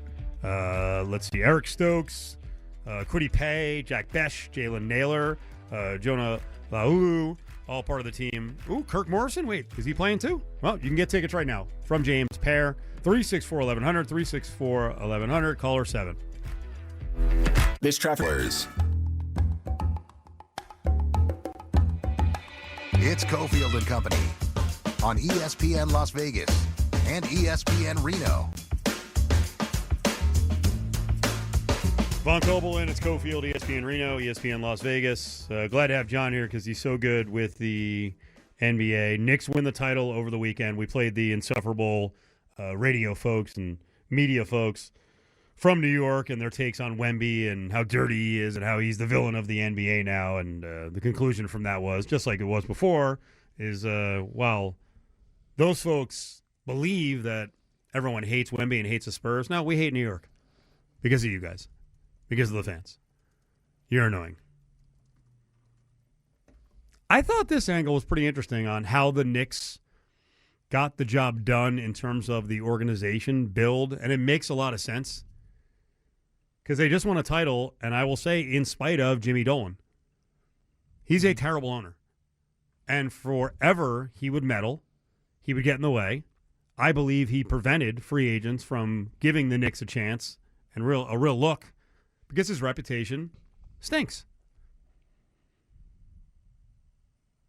Story from a June Lee says, ready for this one? Vegas tie. Members of the Knicks front office partially credit James Dolan, quote, getting distracted by the sphere for the team's success in recent years, according to team sources. He has a story about the transformation of the Knicks from dysfunctional to champions. Kind of makes sense. And you know what it reminds me of, and now this one was a little more severe, is the 80s Yankees only turned into, or in large part turned into, the 90s Yankees because George Steinbrenner was out of baseball. Because he got so crazy in his meddling and vindictiveness that he went after Dave Winfield, was having someone spy on him, Howie Spira, and he got banned from the game and could not touch the Yankees. And Gene Michael took over as the GM and was like, okay, the days of trading for Ken Phelps or getting rid of Jay Buhner, not going to happen anymore. So Pettit, Jeter, Rivera, they're not getting traded like we used to do for some 38-year-old DH. And they kept the core together because George couldn't get his grubby hands all over the Yankees, and it worked. And maybe this is part of why Dolan mostly laid back and Leon Rose was able to do the build. Yeah, I was going to say, we should mention Leon Rose, who's their president there, and I think has a really strong hand in putting this team together. And earlier in the year, I have to go back and find the interview, but Dolan was on New York radio and did talk about the sense of just almost like he had to hold himself back of not going for like the carrot, the shiny thing, not going, we need Giannis Antetokounmpo, go and get it. And instead, allowing things to take shape and allowing things to happen. You can argue about the path and the teams, whatever it is. All that matters is the moves they made, including the very beginning, and Rose had a big hand to this, to go and get Jalen Brunson to start this whole thing, that all of that led to this moment where they are now NBA champions. And you don't get to, as a lot of people always say, I think it's Windhorst always says it too, like you don't have to apologize for being a champ. You won. You have the title now. That's yours. You've snapped the streak, or the slide, and you are finally on the top of the world. And a lot of it has to do with, what do we say all the time about good ownership? I mean, I think Foley does it for the most part too. Hire the people that you need to hire and let them do what they're supposed to do because you hired them to do it.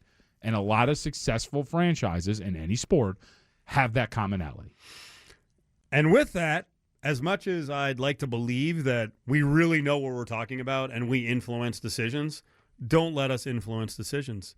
Foley and GMKM and McPhee, they don't care what we think. Frankly, they don't care what the fans think. And they asked me about torts. I gave them some ideas. And if you go back, when Jalen Brunson signed, I want you to listen to the sampling of Jalen Brunson takes when he signed. This is courtesy of the Le Batard Show, who did a really good audio mashup.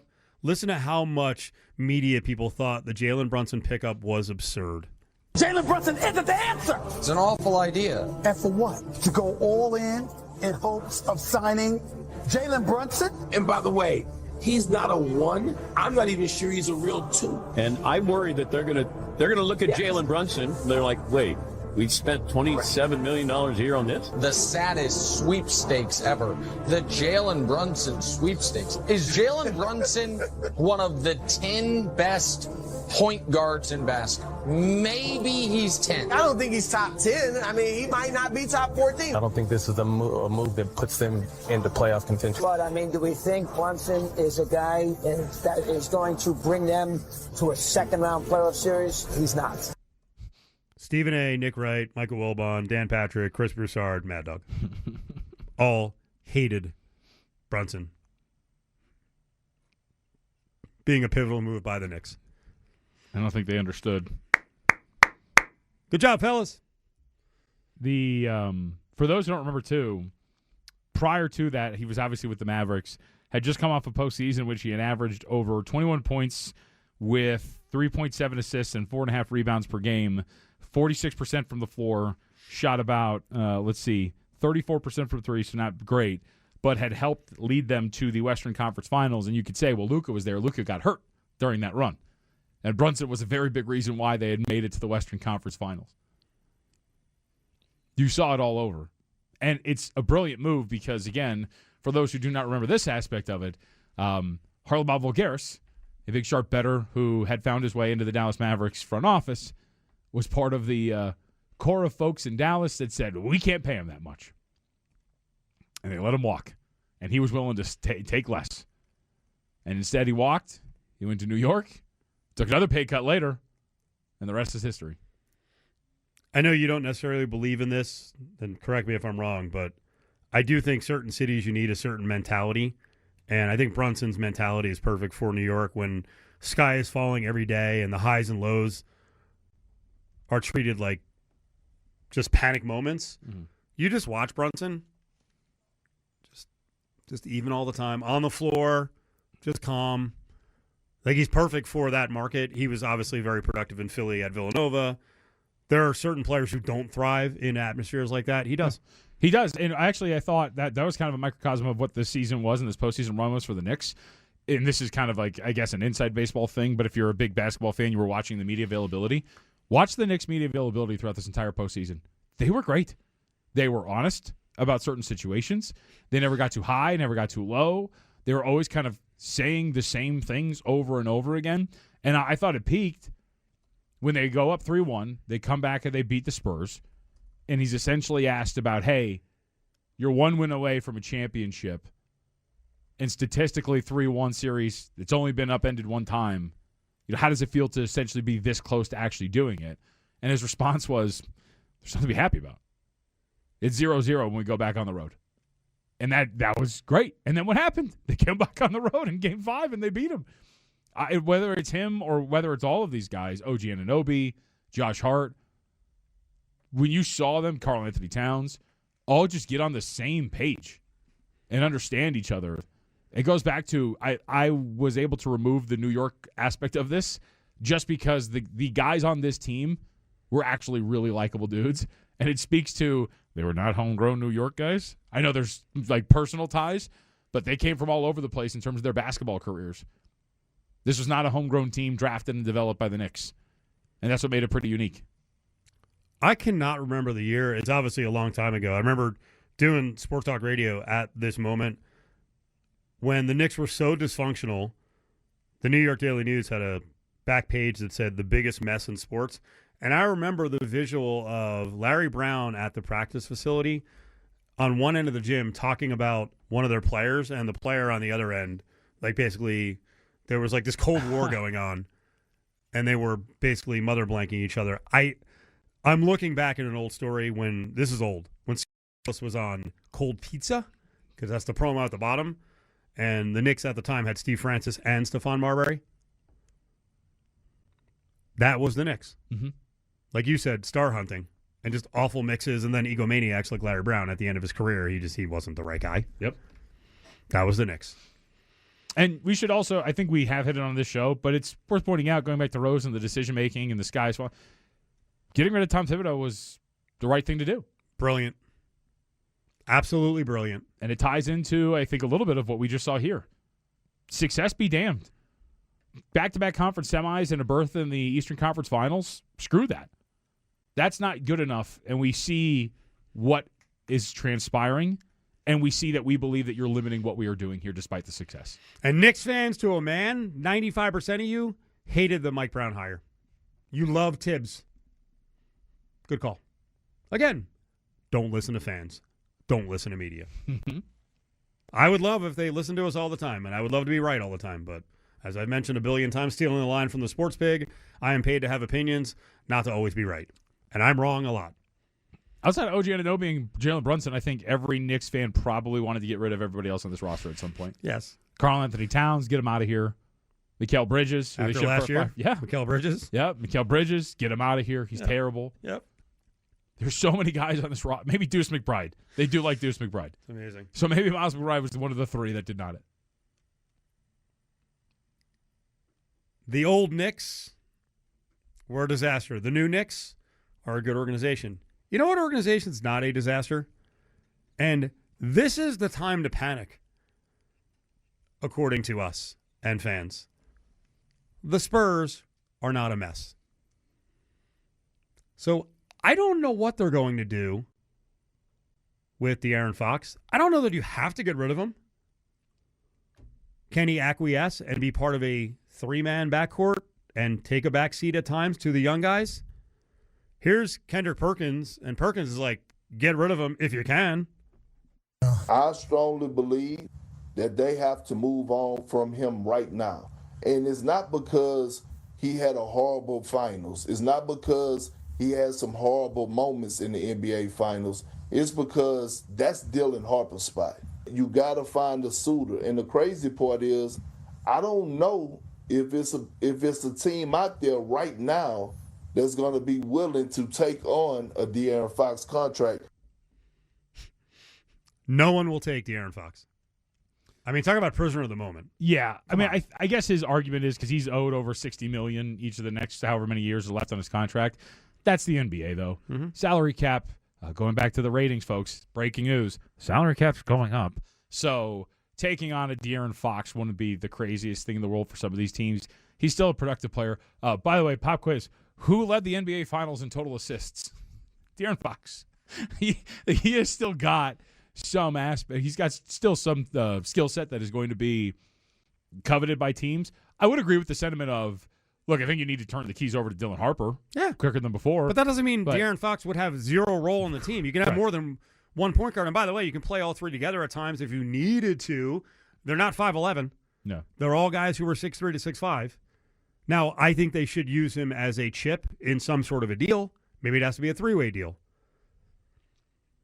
I do think this offseason is going to be fascinating because we opened the show today talking about the Vegas Golden Knights, and we'll get back to more of that and the aggression of the Knights every offseason.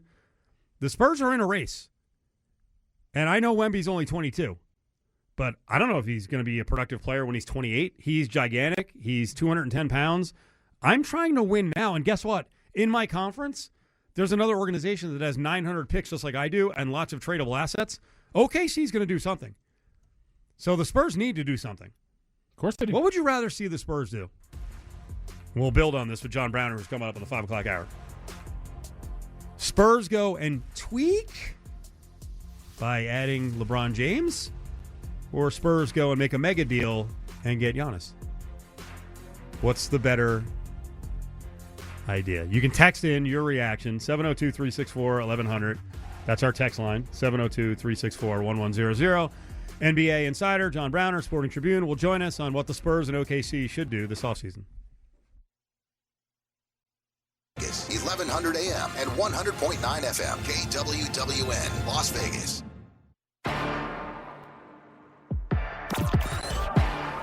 Live from the Findlay Toyota studio, you're listening to ESPN Las Vegas. All right, let's continue on the NBA in the 5 o'clock hour. We'll get back to VGK and what we expect to be some aggression in a positive way, like every offseason. Golden Knights make a lot of moves, but we were just talking about potential moves around the National Basketball Association. We were just patting the Knicks on the back for being a new organization and more resembling the great orgs around the NBA, unlike the old Knicks. And maybe part of that was James Dolan getting distracted by the Sphere and the build here. And he wasn't paying attention, and Leon Rose and the powers that be with the Knicks got to collect players over the years, convince a guy like Brunson to go there and stay there for less money. It's worked out for the Knicks. They've won the first title they've picked up in 53 years. John Browner was watching all this, for the Sporting Tribune. He's great on the NBA. He joins John. He joins Cofield here on this Tuesday. What's up, John? What's going on? How we feeling? We're feeling good, man. A really good NBA season. Great finish. We were talking about the ratings in the Open. That whole, get woke, go broke. That didn't work out. 25 million watched Game 5. The overall audience on average was 21 million, highest since 1998. Knicks being in it helped. Wemby being in it helped. The NBA had a hell of a season with a great close. I couldn't agree more. This 5-game series, even though it had some really, crazy endings with the 29-point comeback and the Knicks finding a way to erase a 10-point lead in every fourth quarter, had a build-up to it. And that's all you really want from these games, is for them to be competitive at the very end. And every single one of these games were competitive, and it didn't hurt at all that the Knicks won most of them. Mm-hmm. What do you make of this concept, though, of the NBA and the numbers here? Is this mostly just because of the involvement of the New York Knicks, or is this a feather in the cap for people like Steve, like I, like you, that have been saying this whole time, you people are idiots, the NBA is not going anywhere, and in fact, it's growing?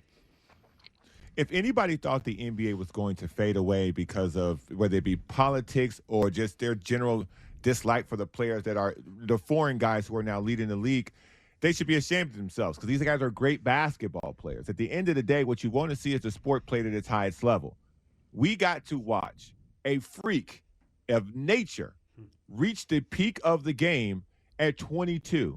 And he just, for the luck of the viewer, he failed.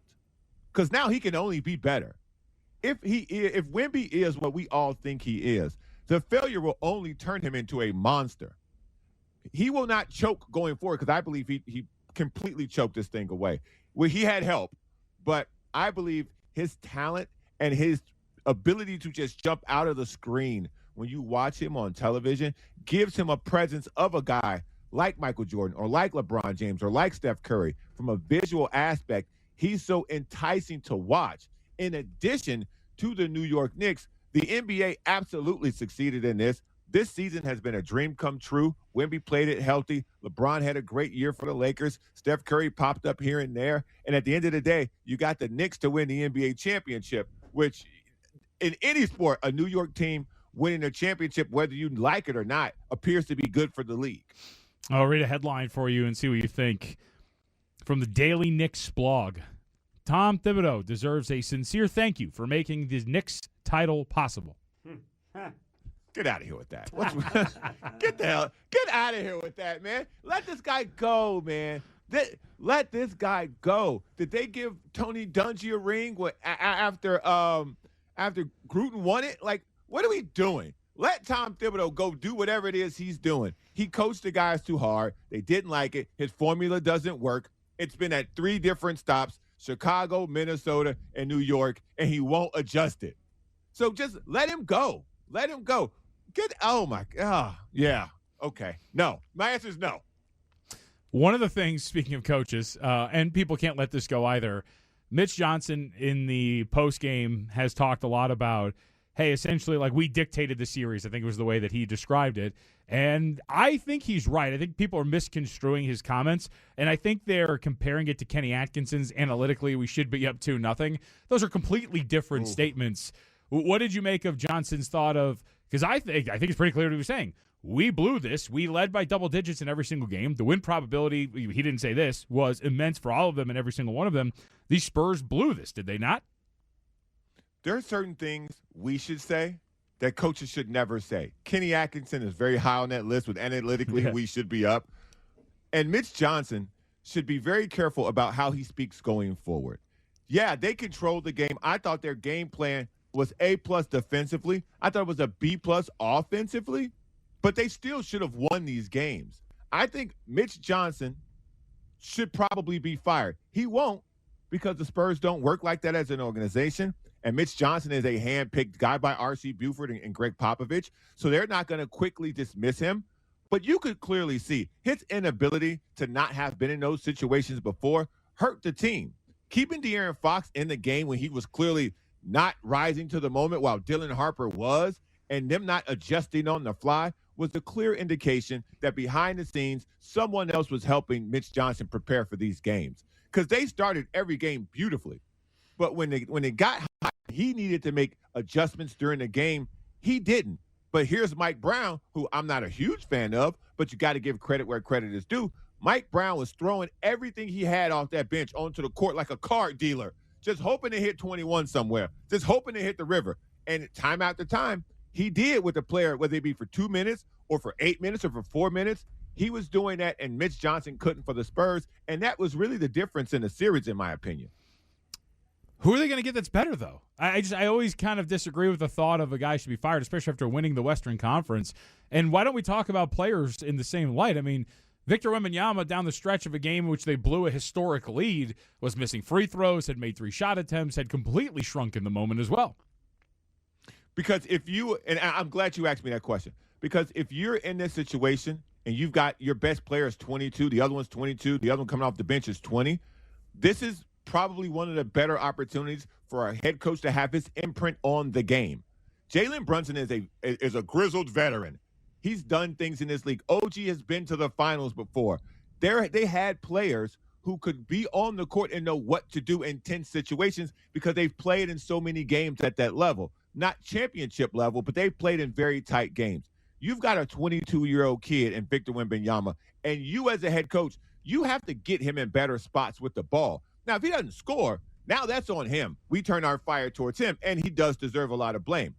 But this idea that Mitch Johnson was doing the right thing by just letting him float around the three-point line, I don't agree to that.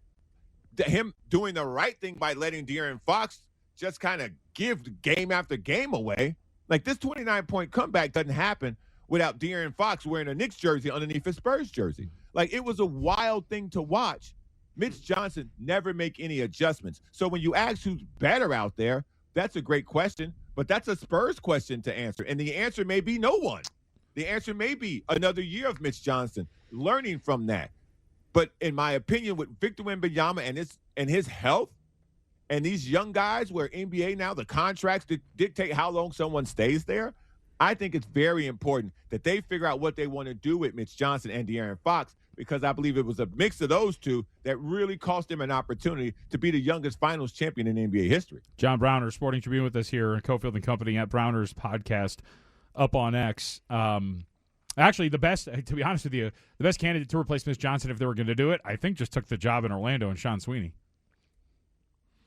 Yeah, I can't disagree with that. I thought that Mike Malone being available, he's now in North Carolina. I thought that would have been a good hire. I mean, there are a lot of coaches who can put their arms around that team. This guy will never get another job, but I like Mark Jackson for a situation like that. Someone who's mature, someone who's thought through, somebody who can speak to these guys. But his run's over in the NBA. But guys, someone like that, someone who's been on the bench. I thought Tiago Splitter being hired by the Chicago Bulls is a very good hire. I think that would have been a good hire, but that's also another young coach who would have never been in that situation. And so I think you just need a more veteran coach for such a young team, because when things got really, really tough on them and the lead's going from 10 to 6 to 4 to 3, now the Knicks are up 2, I never felt like Mitch Johnson had an answer, and he was more reliant on the players making plays as opposed to him putting an imprint on such young players. John Browner, Sporting Tribune, is on ESPN Las Vegas with Cofield and JVT. Okay, I think the West is going to be hyper-aggressive at the top. OKC and the Spurs have lots of picks. They've got lots of young, tradable assets. I think you got an arms race here, and I'm not looking at the Spurs like, oh, they've got a 20, 21-year-old and a 22-year-old, so you can have a slow build. I say be aggressive this offseason. Make a big move. What do you like better? Play along. It has to be one or the other. Go for the home run. Add LeBron James or make a blockbuster deal for Giannis. If I'm the Spurs, I'm making a blockbuster deal for Giannis, because he's probably got 3 really, really good years left in him. And then if you add, because again, we've now watched Wemby. We now know he's a perimeter player.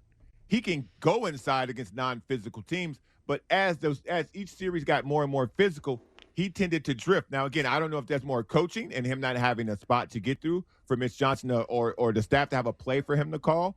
But if you add Giannis to that, now you can't push this roster around anymore. You can't grind him starting at half court, because Giannis is going to be running through people, and Wemby can make threes. It's just a matter of what do you have to give up to get that. And I think this Giannis conversation everybody is having, I think people need to be very aware that if I'm the Bucks, I'm also not just going to take stuff. Because these Spurs picks, they're not going to be top 5 picks anymore. They're going to be 28, 27, 29, and with whatever they got these picks through trades, we need to see what those trades are because everybody's improving. Everybody's improving. And so I think there will be an arms race. I like OKC, who have more tradable assets, because if you package Chet, who's shown himself to be an all-NBA player, who's shown himself to be a defensive stalwart, but he's just afraid of Wemby, put him in the East, Wemby ain't nowhere around. You put some picks to that, you show the Bucks fan base, hey, man, listen, we got a franchise cornerstone out of this. We got somebody who wants to be here, and we can build around that. I think that there's going to be a really, really interesting turn before the draft of what happens. The Clippers are involved in talks. The Celtics are involved in talks. Obviously, we think Oklahoma City and San Antonio will be involved in talks. Miami's always in the background somewhere. Golden State trading for AD has been out there. So there's a lot of moves, a lot of whispers in the crowd. The question is what will come to the forefront.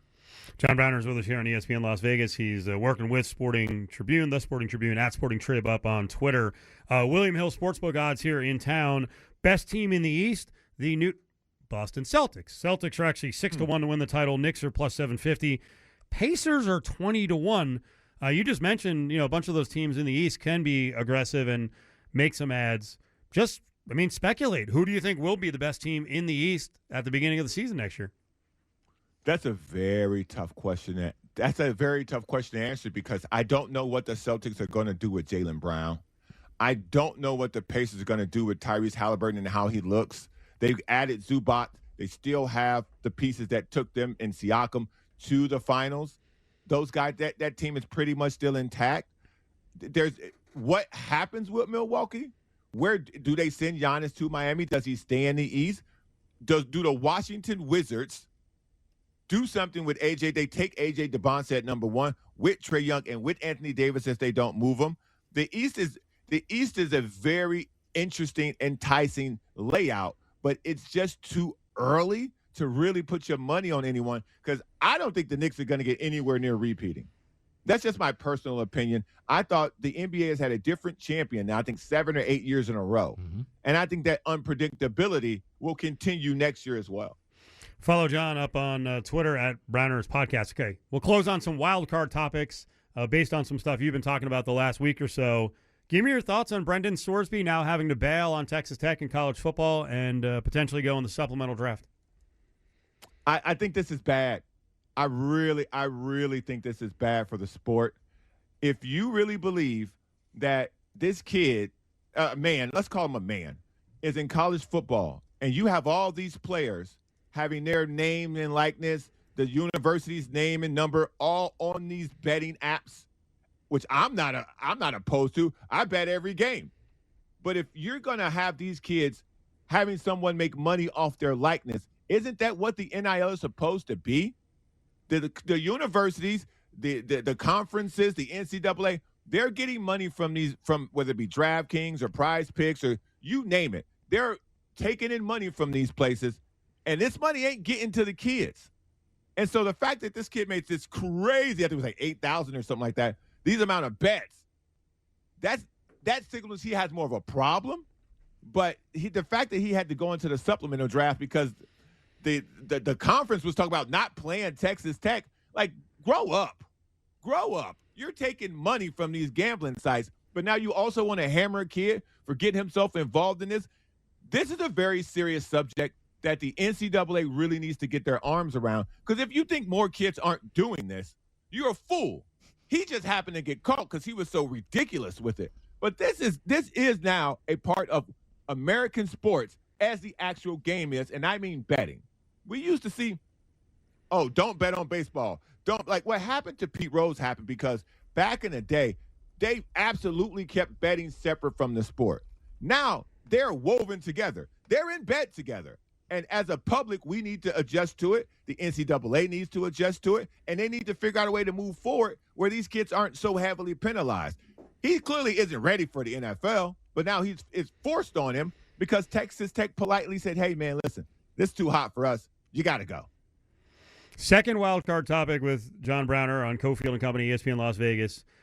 You're based in the San Diego area. I listened to a radio show last week where I heard a San Diego radio host say, hey, the Padres need to sell. It's not working. That is stupid. In fact, if I'm a Padres fan, I am demanding the owners right now, the Seidler family, in a few months, approval goes through. Feliciano and his wife, Kwanzaa Jones, buy the team for $3.9 billion. Spend some of the money on your way out. They're in the wild card spot at the bottom, but this team has plenty of talent. They've underachieved. Do you think they should bail? This is such a tough. Come on, John. I'm not gonna sit on the fence. Okay. I'm not going to sit on the fence. I'm going to be very honest with you. I don't think they need to make any moves. I think the guys that they're giving $300 million to need to hit. Okay. I think the guys who they're giving a $100 million contract to, these guys need to hit. Who are you bringing in that has more experience in the league than Manny Machado and Xander Bogaerts? Who are you bringing in that's more energetic on the base pads than Fernando Tatis Jr.? Who are you bringing in with more upside than Jackson Merrill in center field? Like, there's only so many guys that you can have that need to step up. And the Padres have 5 or 6 guys that really need to step up and start earning their money. This idea of selling is bonkers. I'm not a fan of that because you're too close to winning. Like we've seen, if you get in the postseason, anything can happen. Selling would totally depend on the new owners coming in. And we don't know what they're going to do. We have no idea how they're going to go about financially supporting this team. God rest Peter Seidler. He gave every penny he had to get us to this point. He gave every penny on his deathbed to make sure the Padres were competitive.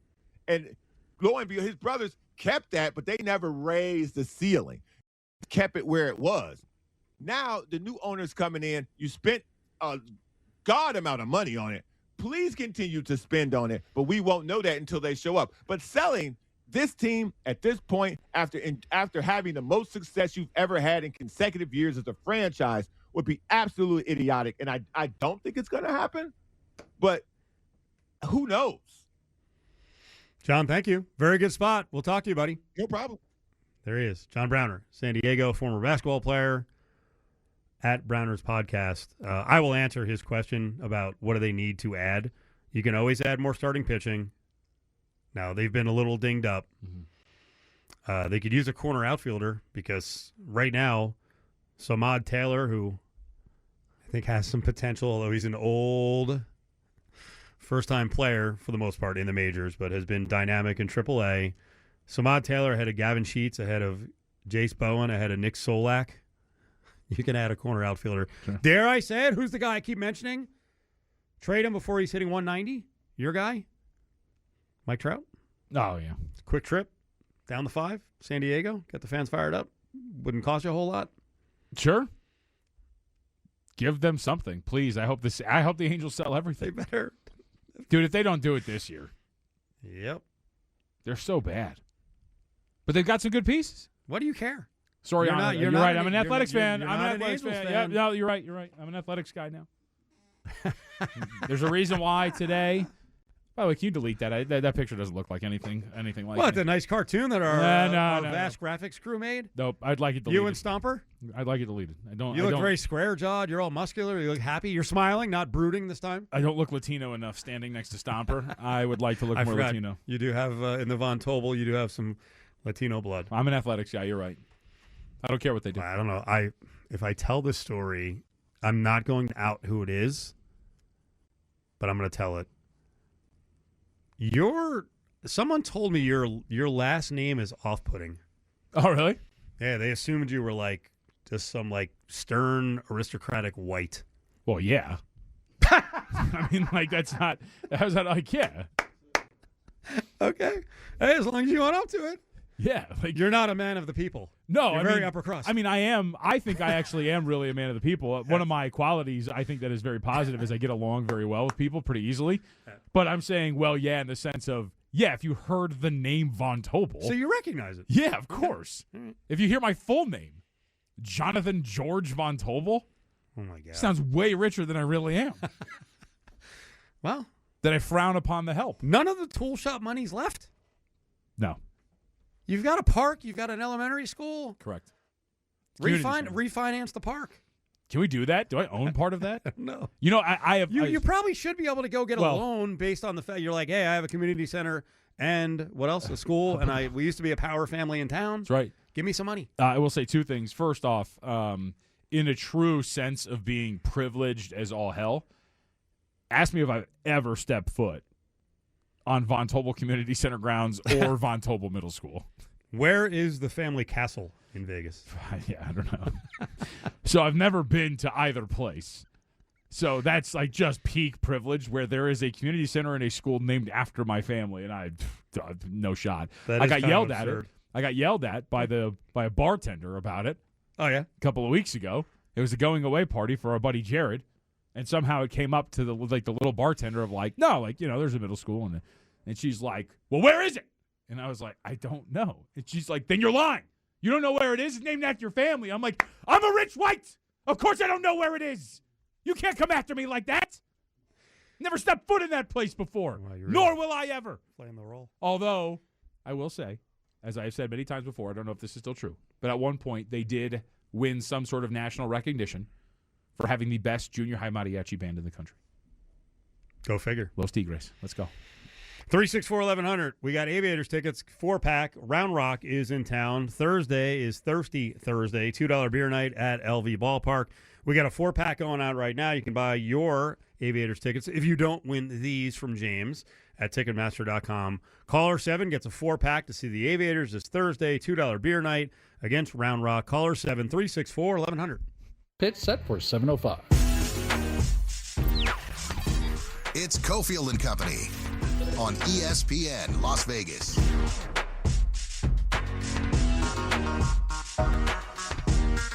Rolling on, lots to get to here in Cofield and Company. John Von Tobel across the way. It's ESPN Las Vegas. James is here. We'll have another 4-pack of Aviators tickets going out in the next 20 minutes or so. Thirsty Thursday tickets, again, in the next 20 minutes, so stick around for that. We're tracking some baseball. We're tracking World Cup. We will hit on the A's. Big game last night. Nick Kurtz, big game last night. But, John just got off the road. He was unavailable at the end of the week last week because he was flying off to a family event in northern Florida. Which, by the way, we know someone who lives in northern Florida. Did you reach out? Who? Oh, no. Oh, Jared. Yeah. That was a quick trip. Old Jared is now in Jacksonville. Flew out Friday and then came back Sunday. Were you able to pack in some fun on the trip? Yeah. Absolutely. So first off, I'll say congratulations to my oldest little sister, Greta. Von Tobel, no more. Greta Buchanan. As I was reminded many times when I was growing up by my father, the Von Tobel name dies with me. So luckily I did my job and had two sons. Yeah. So there we go. Screw you, Charles Darwin. One in the win column, baby. What does one do in Jacksonville to have fun? So it wasn't Jacksonville. It was St. Augustine, Florida, which is about 45 minutes south of Jacksonville, at least drive-wise. Historic site. Yeah, apparently it's the oldest city in the United States, founded by the Spaniards, I would assume back in the 1400s when they were still messing around in our country. So I think that, or I didn't think, I would say that I didn't have any thoughts on what this was going to be. That was freaking awesome. I mean, there was a ton of bars all the way around. It was like, I don't want to call it a little party city. The way that I described it to you was it was a Spanish New Orleans. There was it was a downtown area type place. A lot of little dive bars that had live bands and were playing music. There was plenty to do. It was right there on the beach. I had a great time. Outside of just celebrating and seeing my family and whatnot, that was a fantastic spot that I have to tell you is back on the list, and I would return sooner if it wasn't such a pain in the ass to get to. It was a 6-hour flight in total. I had to stop over in Dallas, stayed on the plane, and went to Jacksonville, and then had to drive immediately when I get off 6 hours, about an hour south. But, dude, I had never heard of that place, had no expectations. I had a phenomenal time. How was the 95? I warned you. Was it okay? Yeah, it was fine. Okay. It's funny because on the drive back to the airport, the different Uber driver took us a different way. So I got to cut through a little bit different portion. So I saw some more water, drove by TPC Sawgrass in that area. over there. So that was pretty cool. I had no idea how expansive Sawgrass and the other properties were and the golf courses and whatnot. So it was very eye-opening in terms of what it was like out there. I liked it a lot. I did not like the humidity. Holy crap. It's different, isn't it? It is. It's crazy. As somebody who's trying not to be a fat guy anymore, you get kind of what's the word? You get a little insecure when you immediately start sweating. And you're like, man, it's hefty. I'm a hefty guy and it's sweating. Nope. It didn't feel out of place because everybody was sweating. It was insane. You couldn't. That shirt you have on right now? Oh. It would be a disaster. So trust me. You got to wear all black all the time. So, yes. So Friday night, I land. It's the rehearsal dinner. By the time I get there, it's the rehearsal dinner starting. So I get there. Dude, I'm wearing – because my dad – here's the thing. I'm told it's a rehearsal dinner. When you hear rehearsal dinner, what are you thinking? Like, somewhat like nice dinner, I guess. Not like wedding, but, wear whatever. Wear something decent. So I put on, actually, these jeans that I'm wearing and just a red polo shirt. By the time I get out onto the town on Friday night, I'm just dead because it is insane in terms of how humid it is and whatnot. But Saturday night, the night of my sister's wedding, so we get all done with the wedding venue and we go out again, I was wearing dress pants, slacks, and a light blue button-down shirt. Wow. And I had been sweat-free pretty much the whole night. I was doing really well. By the time I got there at that night, the club at the nighttime, just chest sweat and cooked. Absolutely cooked. No joke. No, it's not. It was crazy. Highlights of the trip as you listed ripping cigs, golf carts, and whoa! No, don't say the last part. And don't say the last part. And other stuff. Yeah. Okay. I may have ripped a few darts. What are you doing with cigarettes? What do you mean? That what happens when you get some drinky drink? Right, and I don't, as you know, because I've been on this journey of fitness. You're a fitness guy. I am, and I actually don't drink anymore like that. Oh, so this was the first time in a long time. Yeah, your tolerance goes down. Yeah, especially if you're not eating. And every once in a while, why not? Some old demons pop up when you throw a couple of back, and so when it's 2:00 in the morning, someone hands you a dart. Maybe you want to have a couple. Okay. It's my favorite term for cigs, by the way. Was I not supposed to mention the golf cart? I liked driving the golf cart. What's the big deal about the golf cart? They go like 30 miles an hour. Where was this? I don't know, just like the town. So wherever that was at. Oh, really? Yeah, we had an Airbnb, and so it came with like the golf cart and stuff like that. But I was amazed. So I was tentative at first because I was told just drive. You need to go to Publix, which, by the way, that was the other thing. I'd never been to a Publix before, so that was cool. Got a pub sub. They make sushi. That was cool. They make sushi there. That's a little higher end. Dude, I go there, and the guy's behind the counter. He's like, how's it going, sir? I'm like, it's great. I'm looking at the pre-made sushi rolls. He goes, do you want me to make you anything? And I go, what do you mean make me something? And he gracefully does this to the case of all the fish, and he's like, hey, whatever you like. Oh, they make it? Yeah. It's not just sitting there. No. So it's sitting there, but they also make specially for you if you order it. Have you had grocery store bought sushi? Oh, I love it. Really? Yeah. I don't have it often. I almost bought some the other day. Oh, it's great. And then I backed out. No, it's fantastic. And they're making it there. Yeah. Cutting it all fine and whatnot. Wow. But anyway, the whole point was, the Publix was a little ways away, not too far. But my dad goes like, yeah, just take the golf cart. I'm like, what do you mean take like on the streets? He's like, yeah, you're fine. And apparently that's a thing. The golf cart goes like 30 miles an hour, and I was just cruising through the streets of St. Augustine, ripping a cig, and going out to get some stuff at the store. That's a hell of a trip. Yeah, it honestly, one of the better weekends I've had in a long time. Good. It's fun. Weddings. Were you on when I was hammering on weddings? Well, I think we brought it up with Caleb the last time I was on. We did. That's right. That probably because you're going to a wedding. Yeah. And I said I really don't need to go to any more weddings. I don't. I have. It's weird how you're young and you have siblings who are young. Sure. And it's weird how when it rains it pours, because I think I told you that last week. But so I had my sister's wedding this weekend, and I have 2 more weddings within the next calendar year that I will have to attend as well. Okay. Well, number 1 in the books, and it was good. It was good. It's great. Loved it. Back to the Vegas Golden Knights offseason. I didn't have a cheesy segue as I normally do. I expect aggression. I expect changes. I'm not mad at anyone. News came down today, Tortorella. That's it. They gave him a run, tried to win the Stanley Cup. I think he kind of jacked it up down the stretch by not mixing in Aiden Hill. That challenge in Game 2 was stupid. Of course. I don't. They had to know they weren't going to win it. So he had some screw-ups. Fine job for the, 25-plus games, but they need to go out and get an elite coach. And we'll see who's in the search. I think that they should be going out and going after the best sitting coaches in the NHL, and I think one of those guys is Rod Brind'Amour. Call him by his real name. The Rod Bod. Rod the Bod. Rod the Bod. We know of Tom Dundon recently why. He's the owner because he bought the Blazers. And what has he done with the Blazers? He's gutted the organization. He was like super cheap at their short stint in the playoffs and the play-in. They still don't have a coach. Thiago Splitter wanted the job, but they wouldn't pay him. Now, the story is that, hey, he spends up to the cap in the NHL for his Canes. But for some reason, Brind'Amour has this loyalty to him. And he gave him his first chance, but he was making like $600K a year when he started coaching. Mm-hmm. He's at $2 million. He signed a 5-year deal in 2024.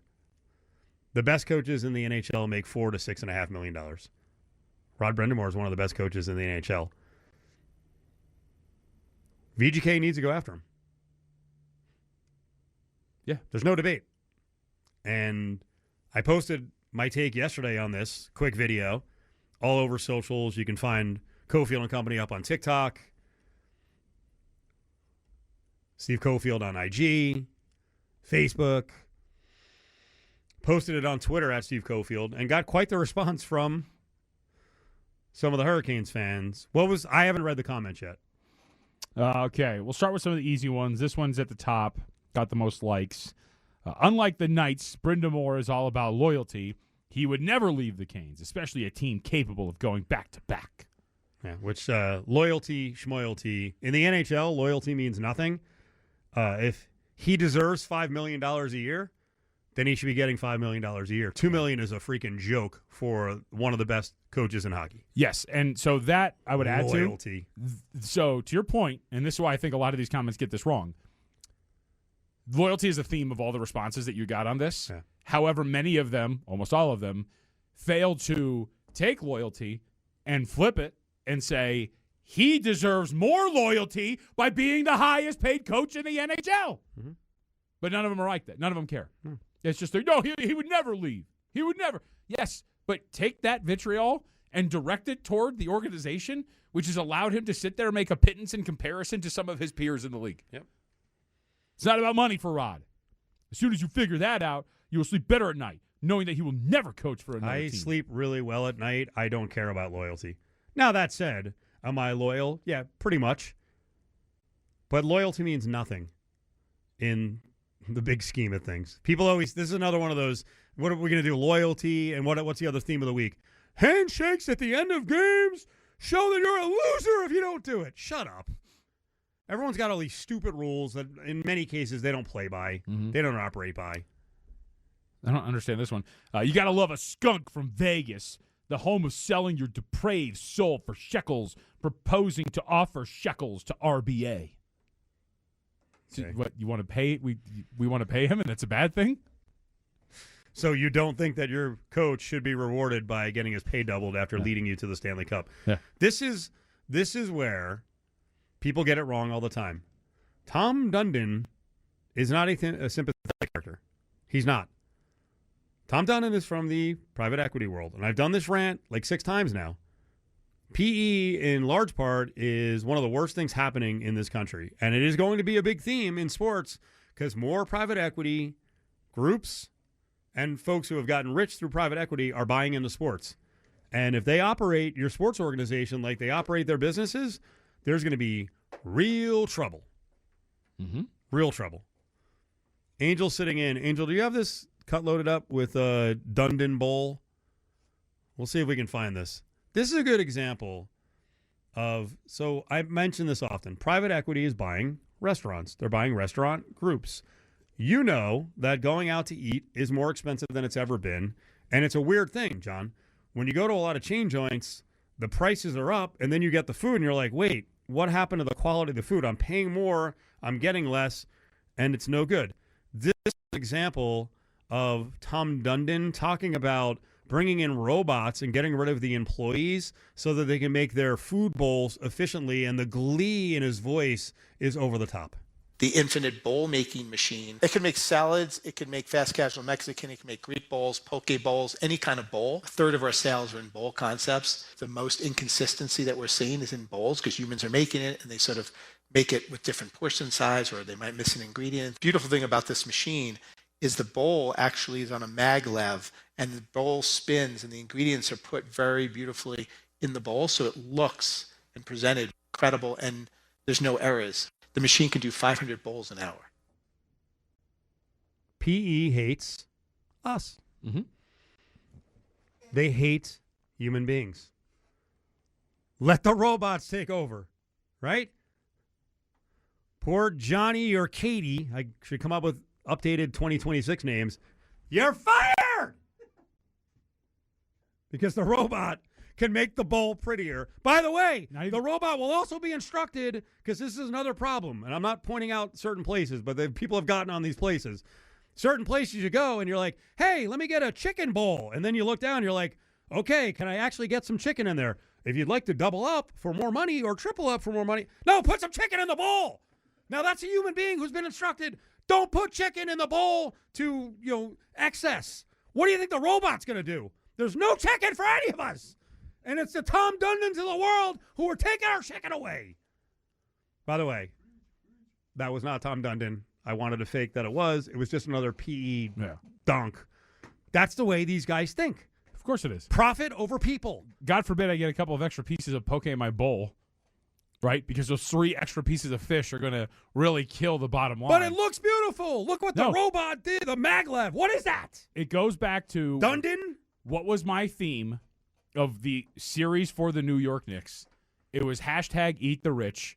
Screw these celebrities that were pricing out the normal person and going to those games. And it's the same thing here. Screw these rich private equity folks that are screwing you over. And the way we do that is go and getting his really buff coach to come to Las Vegas and take $5 million. Now, that might seem somewhat redundant because we're making Rob the Bod then one of the rich that we must eat later down the road, but that does not matter. Because in this instance, he will serve a purpose.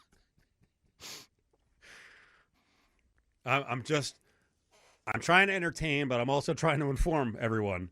This is what's coming. Now, my prediction is that within 6 months, that the loyalty that Lotus Broadcasting has shown with all of us, when PE comes in and buys Lotus, we're all done. And they're going to play this rant and go, do you want to know why you're gone, Cofield? Because of this. I know I'm digging my own grave, but I have to fight the fight on the way out. To the meeting. They don't even say anything. Just play it. Like, hey, we got to sit down. Here's it'll be Tom Dundon, by the way. Tom Dundon, they will buy the 85 stations we have and TV stations. And then you and I are out on our ear because I have to do the stupid rant repeatedly. Bill Foley, please just give me a little enjoyment. Go and screw with the Canes and offer the guy $5 million so they have to pay him. That's the thing too. It's part of the game. Yeah, right. You don't even necessarily even have to land him. And that's what some of these responses to you, I don't understand either. They should be down with this plan. Because that means this guy that you love so much, that bleeds hurricane hockey, that is Raleigh through and through, then gets paid and gets what he deserves. So then he can stay and make the money that he should be making. Look at his record. Look at his win percentage. Yes. Look at what he has done. And he finally breaks through and wins a cup. So he can pay for what I'm sure is totally just lean proteins and vegetables and nothing else that has made him maintain his physique in his later years. Could you see a scenario? By the way, Dundon, I don't think owns a poke place. I do know he does. He did buy one of the big Asian chains. Do you think that... Wait, Yes. Do you think That's that... why it sucked for lunch like today. Rod Brindamore has fallen victim where he's gone over and he's like, let me get some orange chicken. And they put like 3 pieces in and he's like, come! Because there's a robot making the bowl in the back. I will say I've noticed a difference. I went for lunch today. Everywhere. Yep. It's everywhere. We're losing out. I used to get that grilled teriyaki chicken. You put hunks of that meat on my plate. Now that lady was counting. You can double or triple up. You got to pay. Chicken's like caviar now. You got to pay. It's the worst. All right, on the way back, a little A's review of last night's game, and we'll briefly get into what other moves, aside from going and stealing Rod Brindamore, that VGK needs to do with his personnel. Cofield and Company presents Grab Bag on ESPN Las Vegas. Stick your hand in there, dude. Okay, I promise the Aviator tickets are going out in a couple of minutes. Okay. Interesting note that will turn into a down note for a second, and then some A's baseball here in the Grab Bag. We often talk about TV and documentaries we watch and different shows.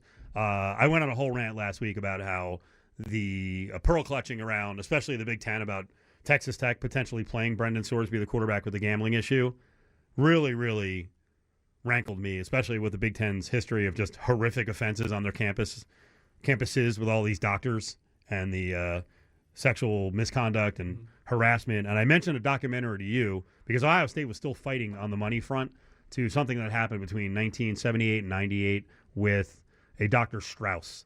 Did you go back and watch Surviving Ohio State on one of your flights? We did. I watched it on the way down there to Florida. Pretty much everything you talked about in terms of the disgust of ignoring things. I thought the two aspects that I thought were the most incredible, and they note this at one point in the documentary too, was one, the first person to really put up a really big fight was, of course, a female head coach of the fencing team. And so just the dynamic of a woman, and obviously what women go through when it comes to things like that, sexual assault and whatnot, being the loudest voice of support for all of these men who are going through this, still being ignored, of course, and doesn't really matter. But still, like the powerful imagery, I think, there. And when the ball finally starts getting rolling, and I liked the way they presented this in the documentary too, it is somebody who is unburdened by the necessity of the support, or excuse me, the success of the athletic department, which is just a random student who had gone in because I think he had a lump on his chest or something like that to go and get checked out, and he got assaulted by him. And that's what really gets the ball rolling on this finally starting to come to an end. Mm-hmm. But still, it never really did. I mean, they're still fighting this at this point right now. The dude got lucky and died. That was powerful, too. The fact that he killed himself, and the one dudes were hoping, going through the post-mortem thing, man, I hope it was because of depression or something like that. And it's just no, he actually had his own things that he was dealing with, and that's why he didn't show any remorse. It was a really good documentary. Horrifying, though. Oh, of course. And very sad. Yeah. Very sad to see victims, and Ohio State still actively fighting the amount they are going to pay out. They've taken no accountability for it. And they played a shell game with this doctor and move around from department to department and let athletes, over 20 years get violent. In the back. Stick your hand in there, Dave. A's coming up on the LV Sports Network. Game 2 of the series. Last night was a really good game. Nick Kurtz with 2 home runs.